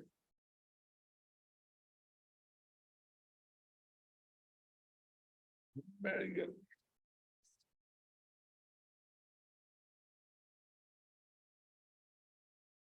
What special recruitment processes have you brought up to our personnel section to go out there and seek more staffing for special education? We have held recruitment fairs with regard to related service providers. So it's not just teachers. We have occupational therapists, speech therapists, and so forth. We are recruiting through their agencies. So we're attending a weekend in October, the occupational therapist conference in Santa Clara to recruit occupational therapists. So we were working through their professional organizations. And then we continued efforts to recruit from our paras. We have 15 teachers who are serving as paras in the district. They're student teachers working as paras in our REACH grant. And in the last few years, we've had roughly 50 people matriculate through that program who are then committed to work as special education teachers here in the district. Very good. I've seen it. I heard. Yes, we need more resources for this unit. It's very important. And making sure that we're compliant with federal, state, and county regulations.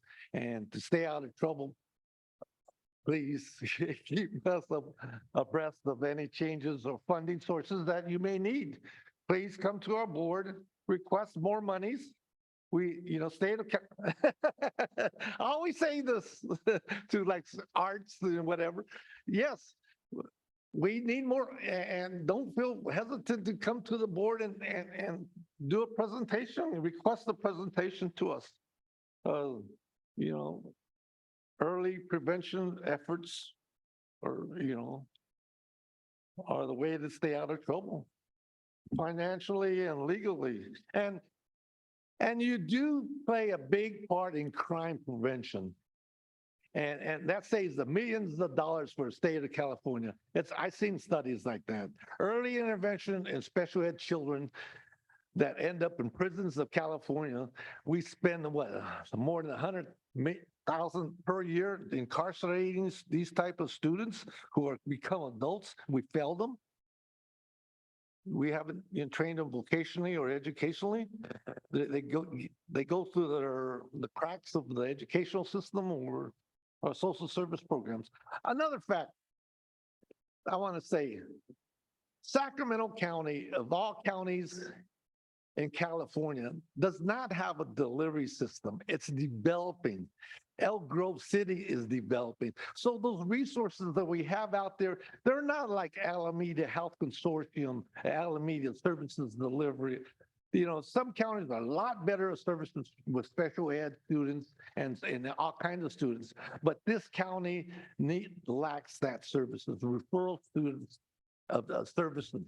But yet, hopefully, and it's changing, but not as fast as I would like it to be. So there's another support umbrella that you needs to get involved with this picture, not community nonprofits. We don't have those like in other counties that deal with special ed populace. But we need to develop that. And that's why we need you to go to the legislators and our state colleges, our junior colleges, where Dr. Martinez works, and counsel those students to pursue those type of those positions and careers. Thank you very much, and being patient with me, board member, chairman, Dr. Martinez. Thank you, Mr. Perez. Thank you for the comments of my colleagues. I think a number of questions of mine were answered during this presentation. I will say, recruitment is so important. Having a Head Start background myself and working in there for a lot of years, I know the recruitment for paraeducators, the substitutions when they call out are very important, as well as the teachers.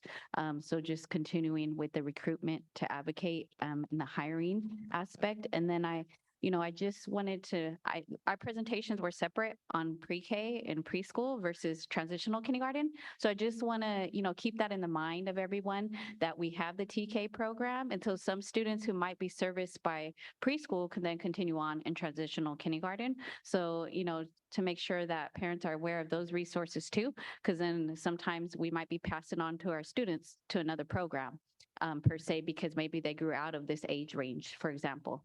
And then just wanted to mention again, the units, requirements for teachers and paraeducators, the importance of partnering with our community colleges or early childhood education programs. And again, really helping to advocate and get more of a wider pool of people or candidates specifically to preschool. I'm happy with the amount of sites, and I think just continuing to spread word of mouth. I cannot tell you enough. I've gone on home visits myself with the teacher in the past, and 2 home visits. Again, sometimes there's so many different facets to just that home visit. There's paperwork, there's assessments. So there's a number of things that being familiar with. And not just that, being at the home sites, like you mentioned, some families are comfortable with that and others are not. So just keeping that in mind, because sometimes families might have preferred to come to the school site for a meeting. And I know that's being done, actively, as well as goal setting for the family. So thank you for the update and really appreciate the presentation, and looking forward to receiving more information as we continue on, and hoping to see the increase in enrollment and students being enrolled in the next few months. I know we all don't have a crystal ball, so we can't examine how many students and how much % of attendance will those students be attending on a regular basis their school site. But I think that's all important aspect of preschool. So many moving parts, and I applaud the department for all the work they've done. So thank you. At this time, I would like to call for a 5-minute break. And we will reconvene close to maybe 10:38 or so. Okay.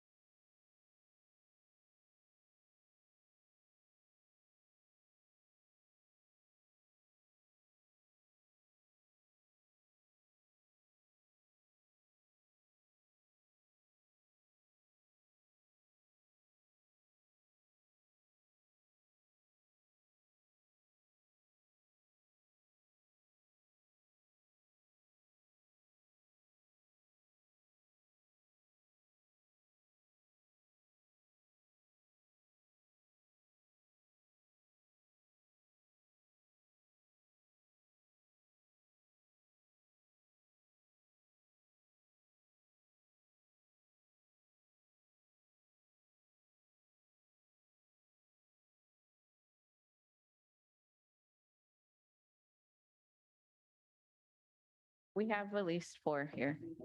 They can join, yes. So the next item is AB 361 presentation. I'd like to call on Ms. Resendez and Mr. Hoffman, both. I'm going to go ahead and take the lead on it. Then if I flub, Mr. Resendes will come to my rescue.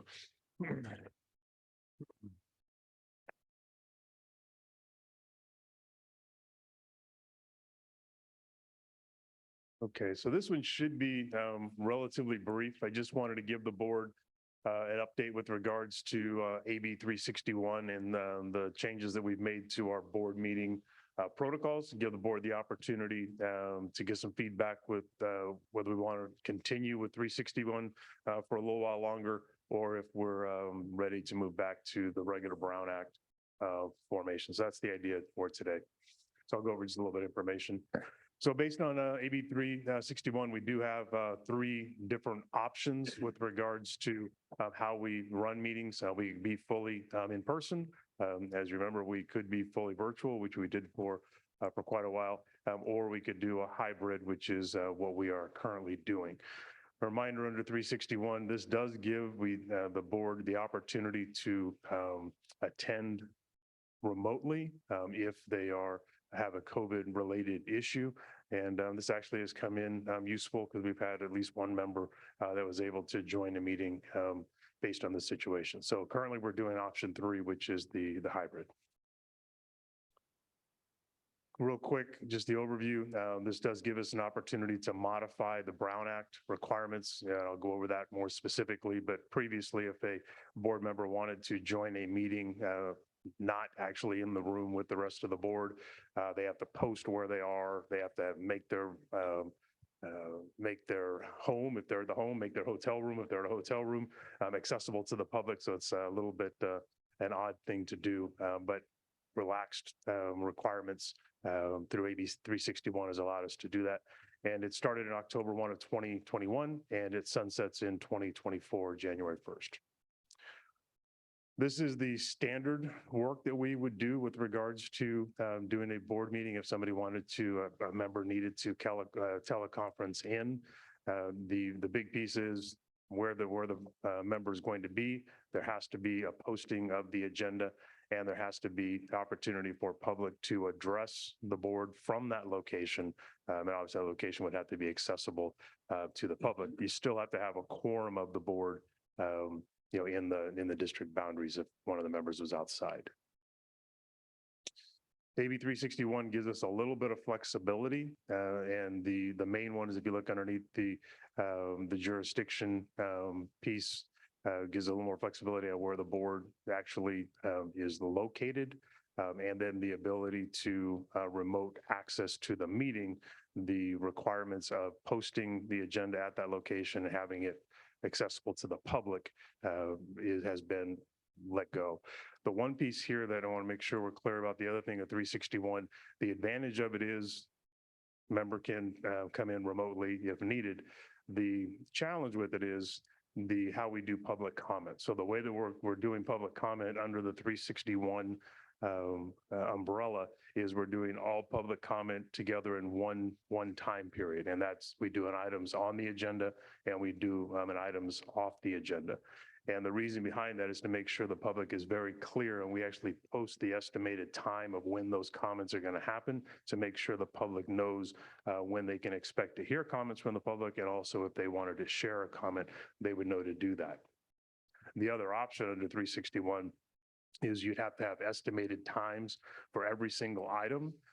And anytime that you were ahead of schedule, you'd end up having to hold the meeting until you got back within your time parameters. And that's why we went with the decision to go to the single public comment process that we're currently using. So right now we are still underneath the health order. This could change. I know the cases are dropping pretty dramatically across the state, although we've had a few pop up close to home recently within the staffing in Elk Grove Unified. So it is still out there, and the emergency orders are still in place. So 361 still exists. But there could come a time in the not too distant future at the state level where they would make the decision that it's no longer an emergency situation. In that case, then 361 wouldn't be valid, correct? Okay. Didn't want to overstep my bounds. The one thing you notice on each of our agendas over the past several months, we've done a 30-day renewal. And so we've added that every meeting, and which gives us the opportunity to continue this work. And the board, if it chose not to implement this moving forward, then we would just return to our normal Brown Act process. And so part of the conversation today is to see if the board would like to continue this maybe through the end of the calendar year and then take a look at it for January, or if the board would like to go back to the regular meeting protocol sooner. This is exactly the same information that I shared previously. And of course, if you didn't know, there were literally hundreds of bills on the governor's desk, and one of the new ones is AB 2449. And this is actually going to be a new option, which I think will be more similar to AB 361 going in a longer effect. It doesn't start until January 1 of 23. So our friends at Lozano Smith are actually doing a deep dive into it. It's as is often the case, the legislation is very tricky in the way it's written, and we need to make sure we're very clear about exactly what it entails. And so Lozano Smith is working on a client news brief on this, and we'll get that soon. So we'll be able to bring that information to the board soon. But it looks like there will be new changes to how we can do board meetings starting in January. So more to come on that. So main piece today is just a conversation with the board. Direction is not, it's not a vote, but a direction from the board. Are we comfortable with the current AB 361 protocols that we're doing for October, November, December? Or is the board interested in moving to the regular Brown Act options in October, November, or December? Advantages would be that we would do public comment tied to the actual item if it was on the agenda, and we do the items not on the agenda at the beginning of the meeting like we normally do. Disadvantage would be if a member was ill due to COVID or so, then they just wouldn't be able to attend the meeting without doing the posting at their house, without having their home be accessible to. And if you had COVID, you probably wouldn't want your home accessible to other folks. So it'd be kind of a challenging situation. So that's really as far as superintendent, I work at your pleasure with it when it comes to how we organize your board meetings. So I'm open to continuing 361 process for the next few meetings, or if the board's more comfortable moving back to traditional Brown Act, happy to do that as well. So at this time, I will open for comments, questions. We'll just kind of go down the row here. I'm just going to start with Mr. Yang. Thank you, Chris, for the presentation. COVID-19, the cases has reduced tremendously. However, it still exists. The vaccination is to help fight the disease. It does not prevent from getting it. So it's still around, sadly. So what I have seen in the past till now, our hybrid model has worked well to accommodate our situation with the disease of COVID-19. So I like to stay on it if possible, but it depends on what the majority of the board says. But for me, I'm okay with the AB 360 hybrid model as of now. Thank you. That's the option of That's option 3. A hybrid model is option 3. Ms. Albiani. I feel staying on it through December is good as well. I do understand there's been some pushback about public comment, but I also appreciate public comment coming together and at the beginning of the meeting, because when we had public comment throughout the meeting, there was often a lot of pushback about you put it on the agenda late, or I'm having to stay up late, or I don't know what time it's going to happen. And so it is a little bit of a no-win situation. if you do, I think trying to keep a meeting to a schedule is very difficult. We have a hard time following our agreed upon principles on timing and such, even as members. So I think having a time tied to it becomes a problem. I think having it go back to completely old and not having people come in at this point could cause issues. And I appreciate the public being able to come in the meeting and then stay if they would like to stay and see that the board discuss the options after they've heard their comment, or they can go home and put their children to bed and feed them dinner and watch TV from there. So taking all those in, I am still a fan of option 3 through December and seeing what the next options are. Thank you. Mr. Forcina. Yes, I support going back to traditional process, that we do that immediately, because I believe that the public's right to speak to an issue when that issue is heard outweighs any of the other concerns.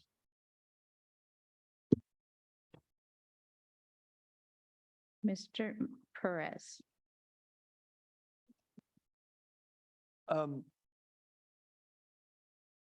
I would like to have a legal opinion of, I know it's early, but has our legal department or a representative read anything that might change this issue if I choose option 3? Mrs. Resendez. Thank Are you. you talking about potential changes from, Yes. from health orders? Yes, I was wondering if AB 2449 legislative language would have impact on in choosing option 3, which I support also. Not until January, because it doesn't go Yes. into effect until January. That's right. So AB 361, if you chose option 3, the current model, AB 2449 doesn't take effect until January. Right. So at that point, you'll have 3 options. The traditional, which is where you have to post the location of your home and provide access. AB 361 in a state of emergency, which technically we still are. Right. Or the new idea, AB 2449, which takes effect next year, which is just a limited term on a very limited basis. You can only use it a few times in your career as a board member each year. So that'll be a 3rd option that'll be available. So it doesn't affect your options for today. Okay, that's what I was concerned about. Okay, thank you. I support option, thank you. I support options 3. Ms. Jamerson. What I do appreciate with option 3 is the ability for the public to participate in public comment via Zoom. And my understanding is if we move away and go back to traditional, then that would not be an option, correct? No, we could still do that. That would be another conversation we'd have down the road, of whether we want to allow people to comment via Zoom, but we could keep that in place in a regular Brown Act meeting. So that wouldn't necessarily go away. What would go away would be when the comments would happen. That's part of that with 361. Especially with somebody, was one when you're sitting in the room, when you're sitting at home, oftentimes you'll be often doing other people. So that idea of the comments all being at one time just clarifies so no one misses the opportunity to participate.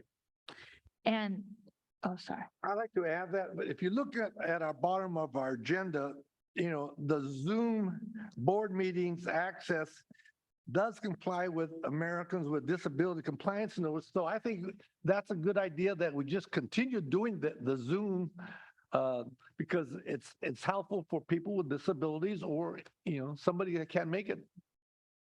Yeah, and we will have a conversation prior to January when we know more about 249. And then we'll have an overall conversation of what the board wants what the meetings to look like in 22, 23 moving forward. And that's assuming nothing crazy happens between now and then.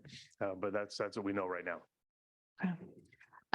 And I hear the concerns about public comment, being all at the front and kind of the pros and cons of that. And even if we move back to a traditional format where public comment for each item comes, there's still no response that our team can provide to public comment and can't answer those questions. So for me, the opportunity to have that all up front outweighs I've sat in that chair for 5 hours waiting for my turn to speak at public comment previously. So I understand that, yes, it would tie it to the actual topic, but I feel like getting it at the beginning, it's going to be the same comment either way and gives our public the opportunity to attend to their family and work needs as well. So I am in support of continuing with the hybrid model. I do have one clarification. If a board member is out due to COVID and logs in because it's a COVID related situation, does it have to be COVID? Could it be that a board member is traveling for work or something and is not going to be physically in the area? Can they still Zoom in, or is it only allowing you to Zoom in based on a COVID situation? COVID related is my understanding. Okay, thank you. I see Mr. Forcina's hand up. Thank you. Yeah, I want to emphasize a point that Chris addressed already. If we go back to the traditional model, which gives the public an opportunity to address an item when the item is addressed, and we continue with the Zoom opportunity, then the people are still free to do what they need to do, and they're tuned in at the point in time that the item is addressed. So there's no conflict in terms of a person being able to make their comment at that time. And with respect to posting the time at which an item's going to be addressed, in the 8 years that I've been here, and in the years that I attended board meetings for work, I can't remember when we finished early on an item. So posting the time is, to me, is like the moot point, because it's like going to be a very rare time where we finish an item prior to the stated time, and would be in a position where we have to wait. So going back to the traditional way of doing things, it doesn't, and allowing for Zoom comments doesn't negatively impact the public, but it does positively impact the public, because then and again, everything's choice, but the public has that opportunity to address an item when the item is addressed, and they can hear that and have their opportunity to make their comments. So I just wanted to put that on the table to ensure that everybody understood that if we maintain the Zoom opportunity, then to me, everybody wins in that situation. Thank you, Crystal. Thank you for the comments of my colleagues. I will be going next. I support the current model and seeing that it might be revisited in January. I think there's always the option. So the hybrid model, option 3, to me is critical, but just knowing that we've had previously in the past, or we could have a board member who ends up with COVID. So them being able to participate virtually, I think is really critical to hear their feedback still. So I support that model. Again, just, hearing the comments, public comment is really a critical part of our meeting. But I know having the comments up front are helpful. And there's been times where we've had to go back to, if a Zoom comment wasn't there and the individual wasn't waiting, we do try to do our due diligence and go back and call the person's name. So just supporting that through the end of the year, like we said, we don't know what changes are going to be occurring in January. So I think this model very well could change back to traditional per se in January as well. So. Is that enough direction? I think I have enough direction, so we'll continue with our current model. And then we'll relook at it. We'll probably bring that presentation. It was just direction. It wasn't an action item, but I think it overwhelmingly. So we're good. Thank you. The next item is student board member report, and Mr. Cerruti has been patiently waiting. Call him up.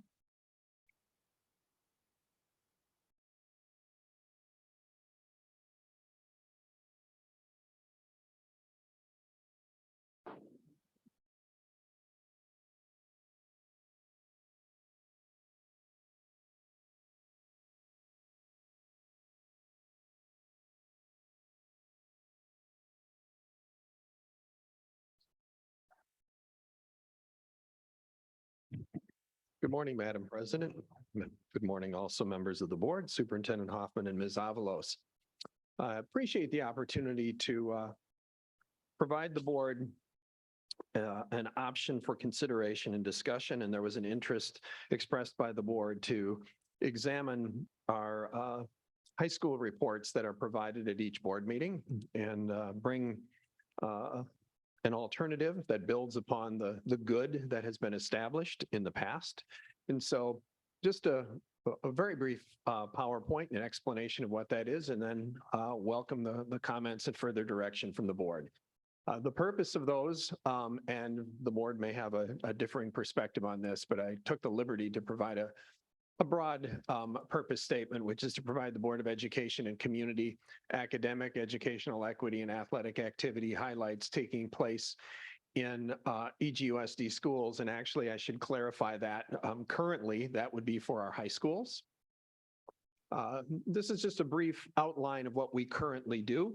There are 2 presentations per school per year. They take place over 13 board meetings running September through May. We have 2 to 3 high schools that present at each of those board meetings when those presentations are being made. They're about 5-minute presentations per school. We have 2 student board report representatives per school. And then the focus, as I mentioned, is on academic, educational equity, and athletic activity highlights. That's currently what we do. And here's what is a proposal for your consideration. And that would be 1 pre-K-12 regional presentation for each of the 9 high school regions and 1 alternative ed presentation that would include our independent study program, our charter school, adult education, and then our alt ed schools. And that would be 10 presentations over the course of the year. Student representatives from elementary, middle, and high school would present. Each region may determine the number of students that would be part of the presentation. Elementary, middle, and high school students would be involved in the presentation. Presentations would be approximately 20 minutes. And then it would include regional highlights and/or performance type activities that would take place. So that's the proposed. Some of the benefits of the proposal is that it would expand the presentations to include pre-K-12 versus just at the high school level. It would expand the number of students involved in the presentation, development, and delivery. It actually would expand the level of staff as well. Opportunities for regional student and staff collaboration. And it strengthens the regional bond and affords direct opportunities for elementary, middle, and high school students to learn more about for middle and elementary students to learn more about the future of the schools that they will be attending. So it's something for consideration. A timeline would be, should the board move in this direction, we would begin having conversations immediately with our principals and our sites. The pilot we would pilot this on March 7th, April 4th, and the 18th, and it would give us time to analyze how those are going, adjust based upon the board feedback. Full implementation could then begin in September of 2023. And in a particular note, which is to be respectful of our current high school board representatives, that they'll be directly involved in these presentations that we would be doing over the course of this year. And actually, we think that they would be invaluable partners in further developing these models as well. And so with that, I'll get my pen out and am ready to write down any sort of comments, directions that you may have as we move forward. Thank you. I will start to my right, Ms. Albiani. I appreciate the timeline. I appreciate the respect for the students who ran for this and committed to it. And I really appreciate the idea. So I think it sounds very, I think it'll be fun and it'll showcase things that we need to showcase. I think it'll be I think it would be a great addition. So I'm in full support, and I do believe we do need to take the time to respect who's here and make time for planning. So thank you. Thank you, ma'am. Mr. Forcina.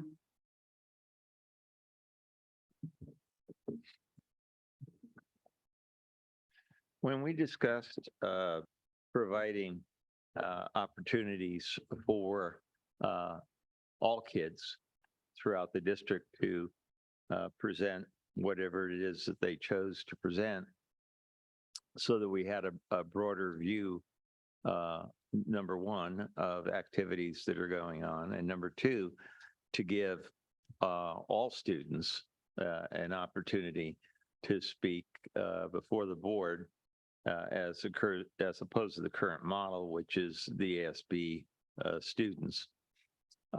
When we discussed this, 2 meetings ago, there was concern expressed that if we phased out the current model now, it would infringe upon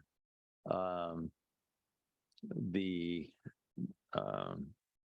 I suppose, rights of the current ASB people, because when they sought those positions, part of the responsibility was providing the board presentation. You're proposing a pilot. The only conflict I see is I would hope that certainly that the board would vote unanimously to go with the pre-K 12 presentations as opposed to the current model. But given the dates that are being proposed and then the date that the board would discuss and make a decision would be past the time that students run for the ASB positions. So I would recommend strongly that given that there was strong board support for looking at an alternative model, that the part of the duties for ASB people have the board presentation removed from that position, so that if the board wants to go in the direction of the pre-K 12 presentations, that people haven't been elected already into the ASB positions with the element of doing board presentations. Because if we want to move to the pre-K 12 model, we only have 13 meetings. That would preclude doing the high school presentations. So we would need to let the principals know that probably we would be suspending that process in favor of a new process. Sorry, wouldn't we be able to still include that as part of their role, but now it's not just them doing the update, they're involved in the TK through 12? Well, as a leader, being in the leadership position for the high school, yeah, I mean, they should do that. But yeah, that could be part of the language of the position, that they would participate within the regional decisions with respect to what's being presented, so that they still have that leadership experience. And actually, it's an enhanced experience because now they are working with all the kids within the region and not just at their particular high school. Yeah, right. So yeah, the language could be adjusted such that when the elections are held in the spring, the new language is there. And just so they're clear about what their role was. The other piece is they could still do a couple times a year is to do a written version of the report. And then we could, submit that to the board, in a BC, so the board still have that information. So we could just make some tweaks to what the responsibilities of that position will be moving forward. But I think we can be flexible enough based on the feedback that the board gave. If crazy thing happened and the pilot fell apart dramatically, we never want to see that again. We could go back to the other. I can't imagine it, but just if we have enough flexibility in what those kids are signing up to be elected for, I think would be appropriate. Mr. Yang. Yeah, thank you, Mark, for bringing this up to us, and thank you for the previous recommendation. I definitely support it as well, pre-K to 12. One thing that I would like to recommend is thinking back when we were doing remotely presentation through Zoom. I love the fact that they presented with videos and so forth. I thought that was very transparent and very easy to capture some of the events and what's really going on. And sometimes I see the current reports being written, and I don't recall videos or PowerPoint being presented. I thought it was still great by reading it, but I just feel like there's a missing of captivating some of the special video or photos that speaks, so many words behind it. So I would recommend that going forward, in agreeing to the pre-K to 12 and the student leaders presenting on behalf of pre-K all the way to 12, really presented in that matters as far as presentation or with video, short video. I think that would be very, very powerful and effective. So thank you. Thank you. And I'm sure what we will be doing for both of the comments is based upon the feedback that we receive from the board, we will immediately begin engaging our ASB, the kids and our principals. And as kids do literally every time when we ask them to get involved, they make better what we as adults are thinking. And that's what's going to happen here. And so with respect to a variety of modalities in terms of presentations, I think we can anticipate that and probably things we haven't even thought of. And then, Mr. Fortuna, to your point, this is an enhancement to that role, and we'll make sure it'll be a good opportunity to engage the kids directly in helping us to write that language that will clarify the new role. So thank you. Mr. Perez. I support the new proposal, but I have a question. How would you select the elementary school of, for instance, Valley, Florence High School, Rudder, and then you have 5, 6 elementary schools? How would you select the elementary school to present?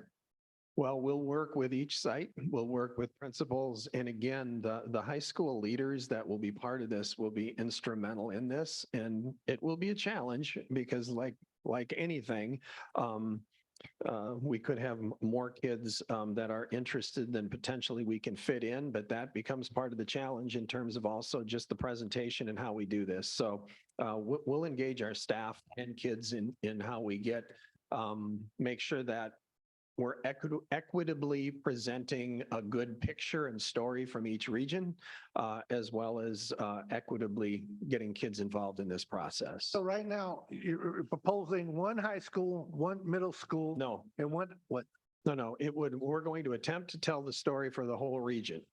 And so that's why the slightly expanded time, 15 to 20 minutes, where we feel we can do justice to all schools. And it's going to be a challenge. It'll be a really good problem solving challenge to be able to say we can't say everything. So what is the stellar thing that we want, or theme?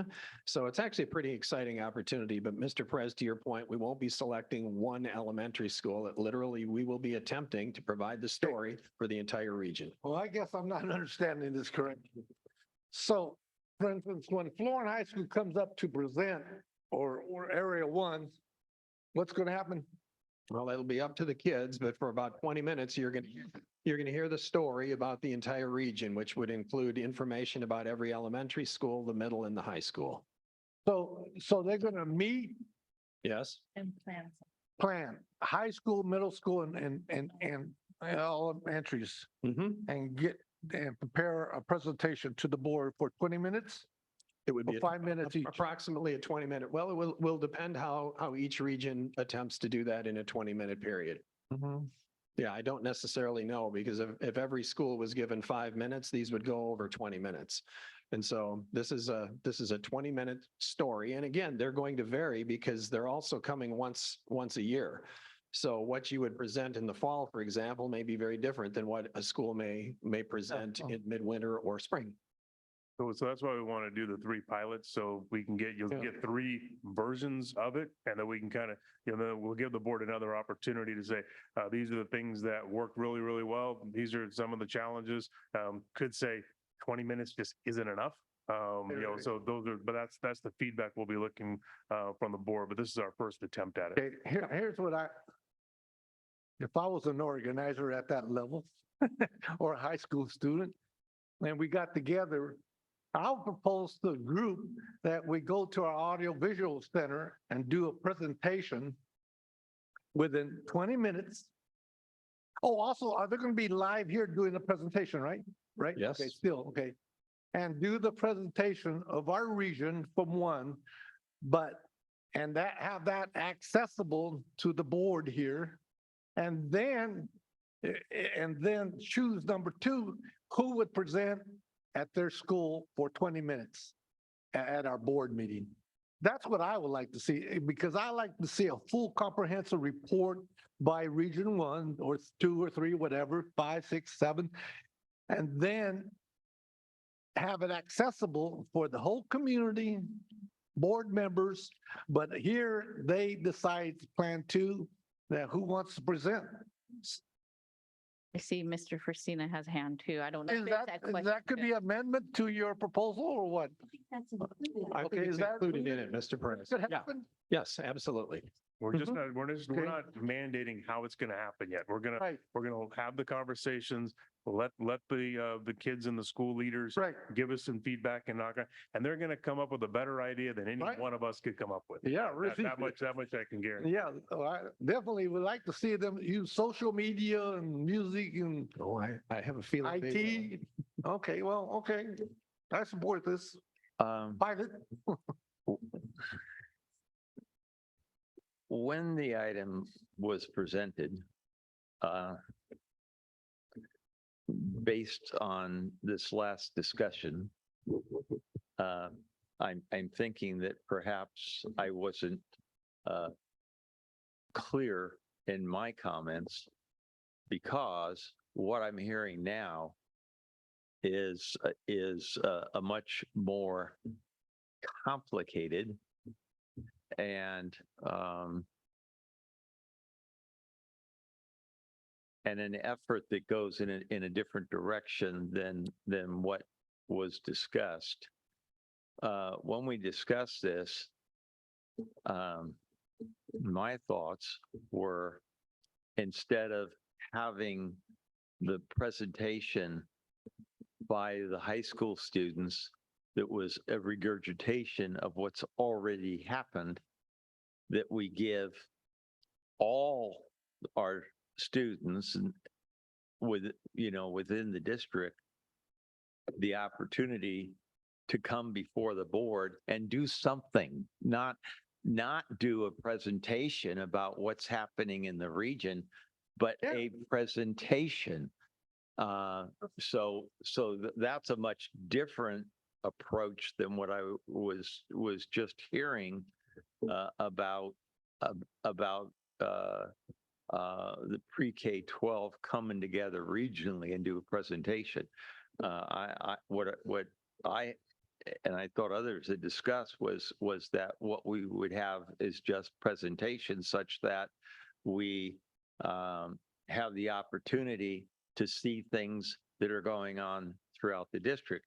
That means dance, it means art, it means oratory. Beth's own daughter won,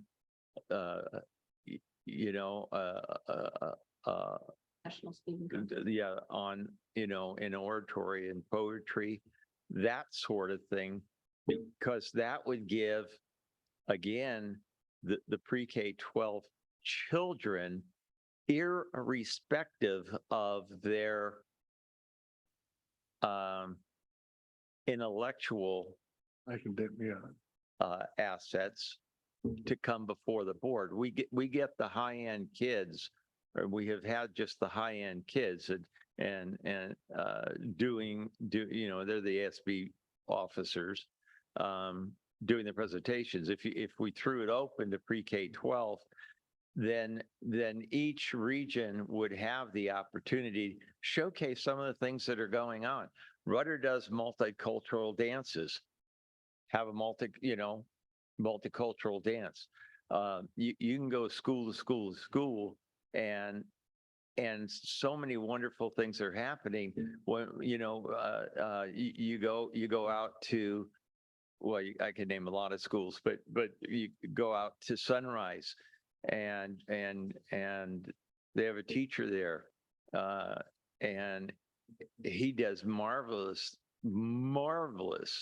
plays. They're like professional quality, and he has a daily TV program at the site. There's all kinds of things, but when we talked, my view was that we would have an opportunity to see what's going on throughout the district as opposed to reports about what was going on throughout the district. So what I thought we were talking about is, to me, is much more simplified than what I'm hearing, because then it would just be a matter of the regions deciding amongst themselves what they want to showcase.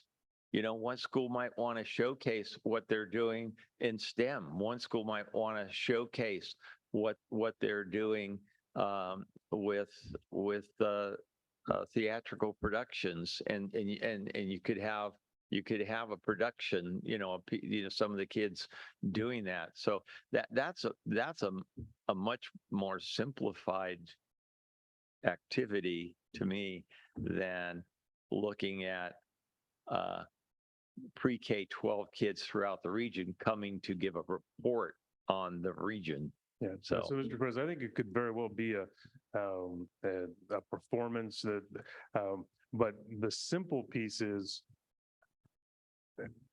anytime we're having a conversation across multiple school sites and trying to figure out what that's going to be, there's some complexity to that.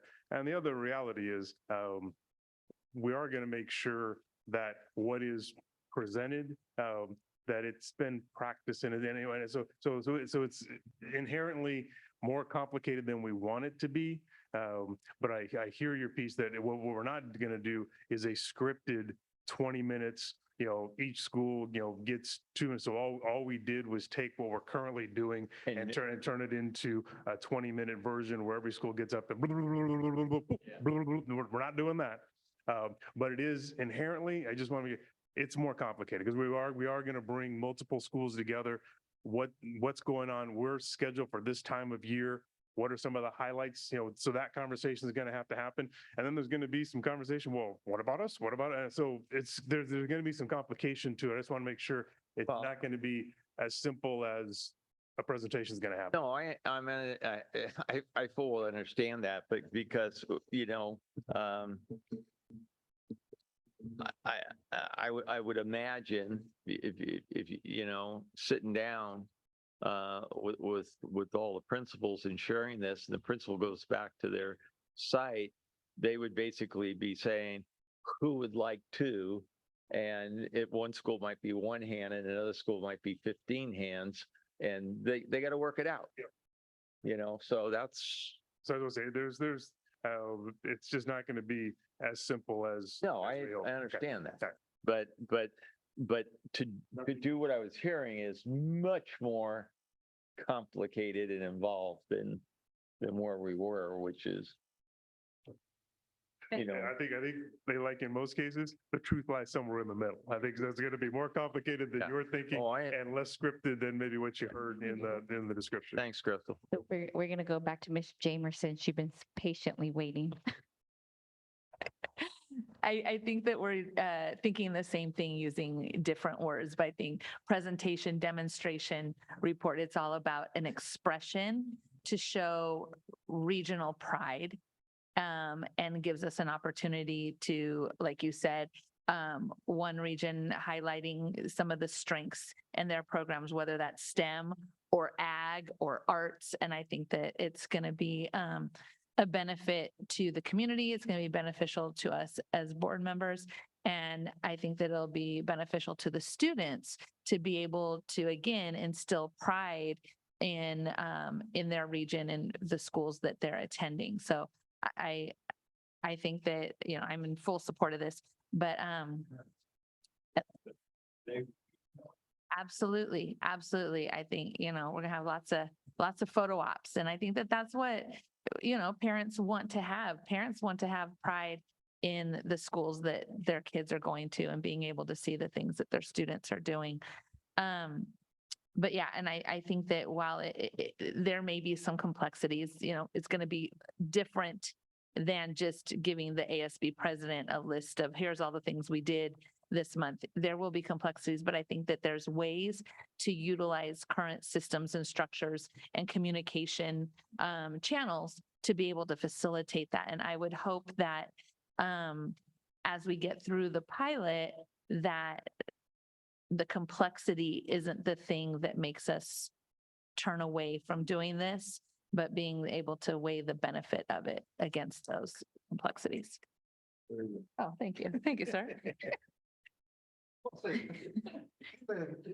So thank you for bringing the presentation forth. I'm hopeful and excited about what the students may display from each of the regions. And I guess I'll be watching some of the meetings of next year because that's the exciting part, I think, having the students or the options for them to perform in the K through 12, I think would be really a highlight and really be beneficial. So looking forward to seeing this implemented. I know we can't implement it fast enough, but again, I think giving that timeline to change the language of the position for the student reps too, to align with this, how they'll be helping the other areas, school children at different ranges from K through 12, I think is important. So thank you for the presentation.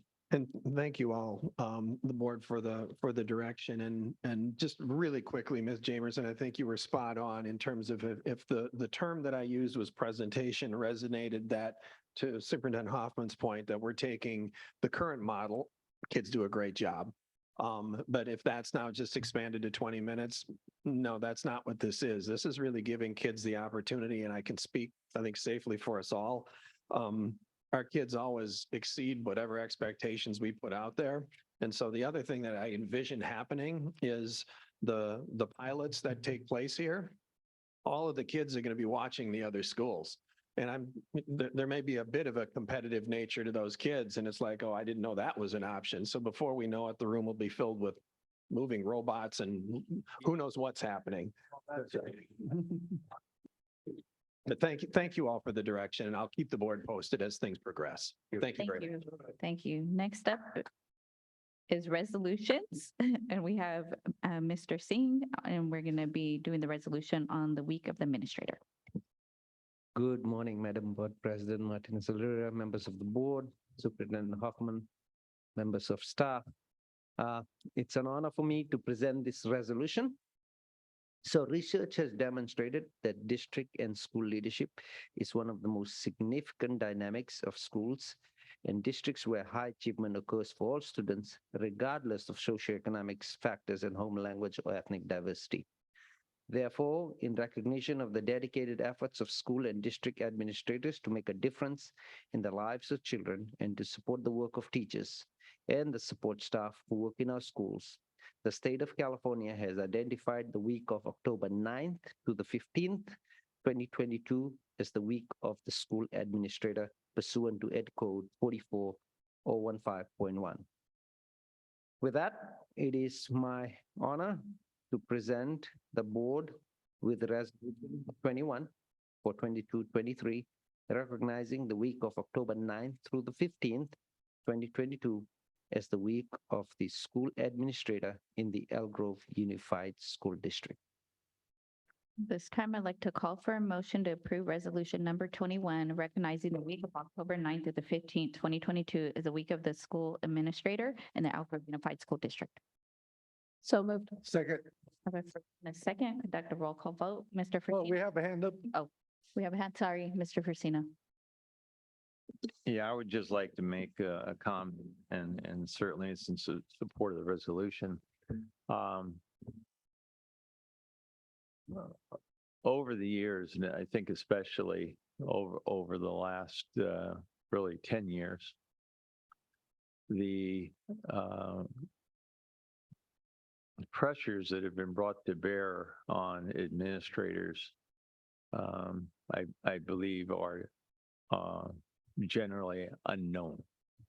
Our administrators and certainly our school administrators have a responsibility that is significant, and they do that job on a daily basis to a very high level, given the fact that they have numerous challenges on a daily basis and often are limited with respect to the time they have to do their work and the people they have to do it. So recognizing them through this resolution is great, but the recognition, as with others, the recognition needs to be daily recognition, because without them, then our schools wouldn't be what they are. So thank you, Emery. Thanks, Crystal. And Mr. Yang has a hand up. Thank you, Amit. I think this resolution is very important, as we know that California is the 5th largest economy in the world. And what that speaks to is the brilliance of the people behind the companies, behind every work sector, including education. And our kids are being taught by the folks that work at the school. And these administrators, they have a lot to do with that teaching and that development. As a result, that's why we have a great state. And I just also want to share my thank you for the service that all administrators has done. Incredibly great job. There's always room for improvement, but our state has speak loud for a long time and still does as far as our success. So thank you so much. This resolution is definitely a resolution is much needed. Thank you. So I'll conduct the roll call vote. We had a first and a second on the resolution, and I'll start with Mr. Yang. Aye. Ms. Albiani, Aye. Mr. Frisina, Aye. Mr. Perez, I was just reading this like, for the third time. And the role of school board members and working with administration is not listed in the resolution. And I was wondering if you could have a friendly amendment to that on whereas research shows great schools are led by great principals, great districts are led by great superintendents / school board members. Oh. Because there is a tide, good administration is led and well, not led, directed and work in collaboration with school boards. That's what makes good administrations and working with, with each other, That's what I just throwing that out, just, But nope. yeah, that's the resolution. Yeah, I think we have this that is- we incorporating the leadership piece of it. Is Okay. it- and- Well, anyway, I just want to Yes. bring that to your Yes. attention that takes great board members to make great administrators. And I say yes to It's that about administration. Yes resolution. or no vote, yes, yeah.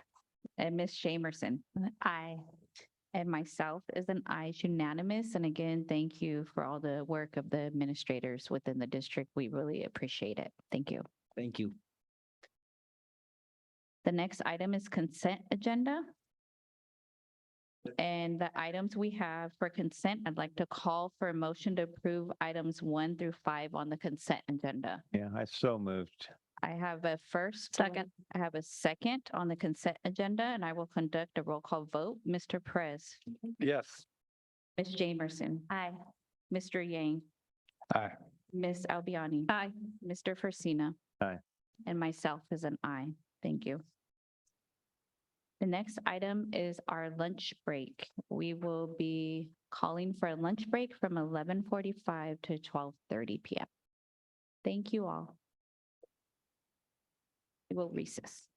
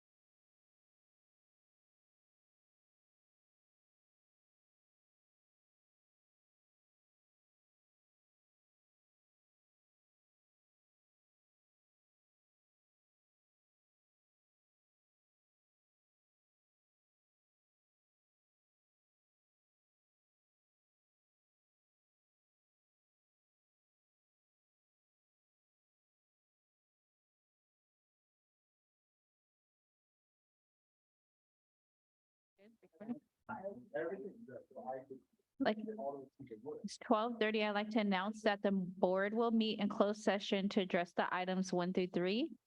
For the closed session portion of the agenda, it's my understanding at this time, there's no public comment for closed session items. That is correct. And I'll announce again that it's 12:30 and we will recess into closed session. Thank you.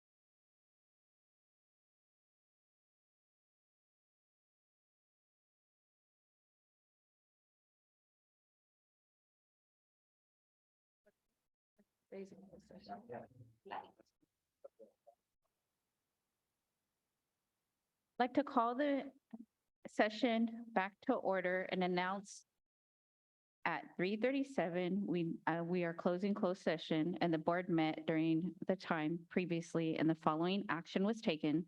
The board took action to approve a resignation agreement and general release with employee number 138611.